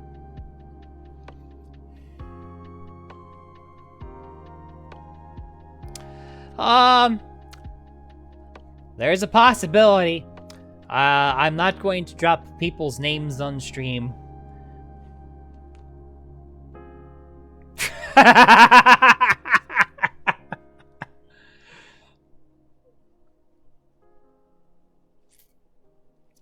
That's a good one, Rockwa.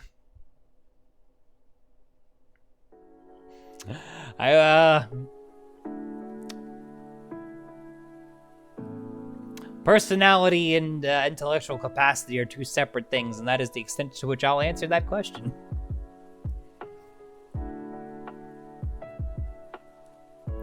I get you, Rockwa. It gave me a laugh.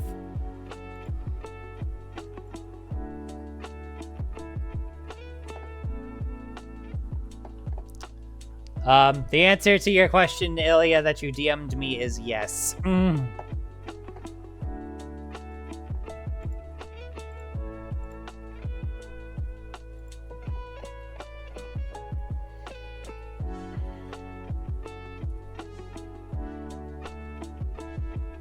So, yeah. I don't wish to have a bunch of copies of somebody that already can't do things correctly, which is what would happen. If I were to try and show somebody else who is there right now, that is how it would end. And I don't need multiple people making the same stupid mistakes over and over again, while willingly lying to my face, saying, "Nuh-uh, don't need the stress." Like, that's where I've landed. I'm literally at the point right now where I would rather just deal with stuff myself and not have to deal with people lying to me about mistakes over and over again because they're unwilling to take responsibility for their actions. So, and they all know that I've grown frustrated. Like, they all realize that I've reached a point of frustration where I'd rather just do it myself. They know this. They're not surprised by this.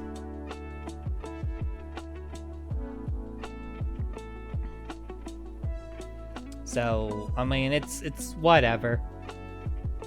I have honestly, if I was like, ironically, if I actually achieved my goal of having a family and having kids to raise, this would be a problem that I would need to solve. But as somebody who doesn't even have a potential wife right now, I can kind of roll with it.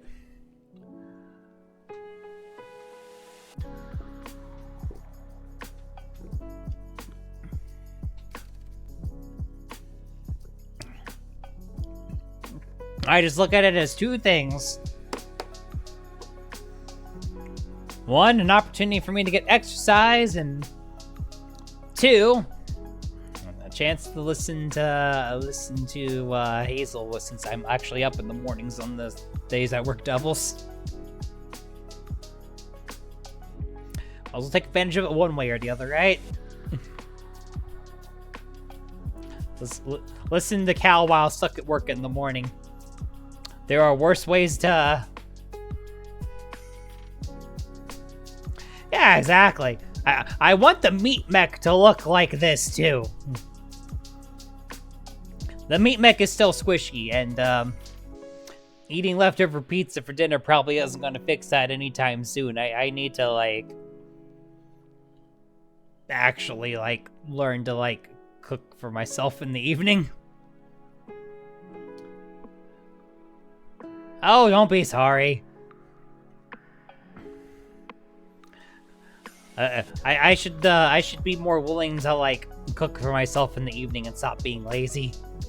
That is like, if I was still living the true single life, that's something I would need to do for myself. So, like it happened to work out that I could just be lazy and eat leftover pizza. But I should really, like, learn to just deal with it. It's not like there aren't things I could make fast if I actually, you know, tried.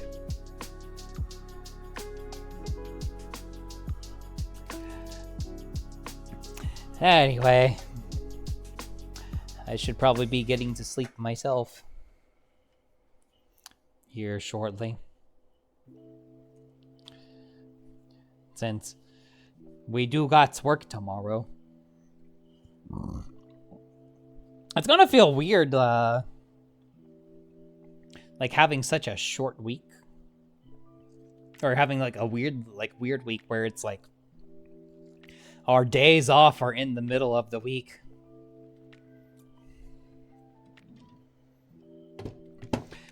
That's right, because I have you starting. This is the first Monday where you're doing the shorter shifts. That is gonna feel weird. It'll be interesting to see how it plays out. Like, I don't know how, today was, unexpectedly busier than, I anticipated. That's not a bad thing, and I had enough people to handle it. So, I mean, even if tomorrow night the same thing happens, we should be fine. Next week is almost certainly going to be completely dead, though. Like, the little anomalies this week are just because of how the days off fall. But I don't think the luck with the sudden extra people is going to fall into next week, or maybe it will. Who knows? Now, let's go find a place to drop everybody off at for the night. Let's go find a comfy. Well, maybe not comfy. Maybe there'll be someone who's wild and unhinged on that I could go send y'all off to see. Let's see who's on. Let's see. I see a Luxie. I see a Kay. I see a Farah. I see some Sharp Teeth. I see an Ari. I see.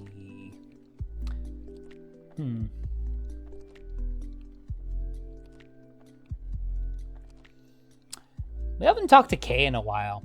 We should fix that.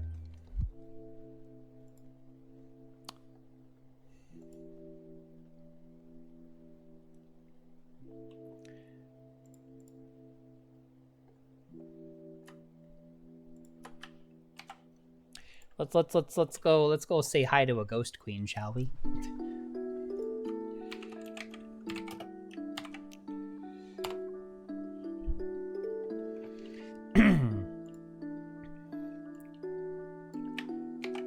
Alrighty, everybody. If you're a follower, go ahead and use that first raid message. If you're a subber, use the second one. And if you copy paste our raid message in my chat before we raid out, I'll give you a little good night smoochie. If you want, no pressure. We are all about consent around here. So, tomorrow night I'll be back with the Explodies. It is going to be a shorter stream because we need to be up early on Tuesday. Assuming I'm not completely wiped out and exhausted, I will try to see if I could do another bonus stream Tuesday, Wednesday, Thursday, since we only work until 4 Tuesday, and we're off from our main job on Wednesday, Thursday.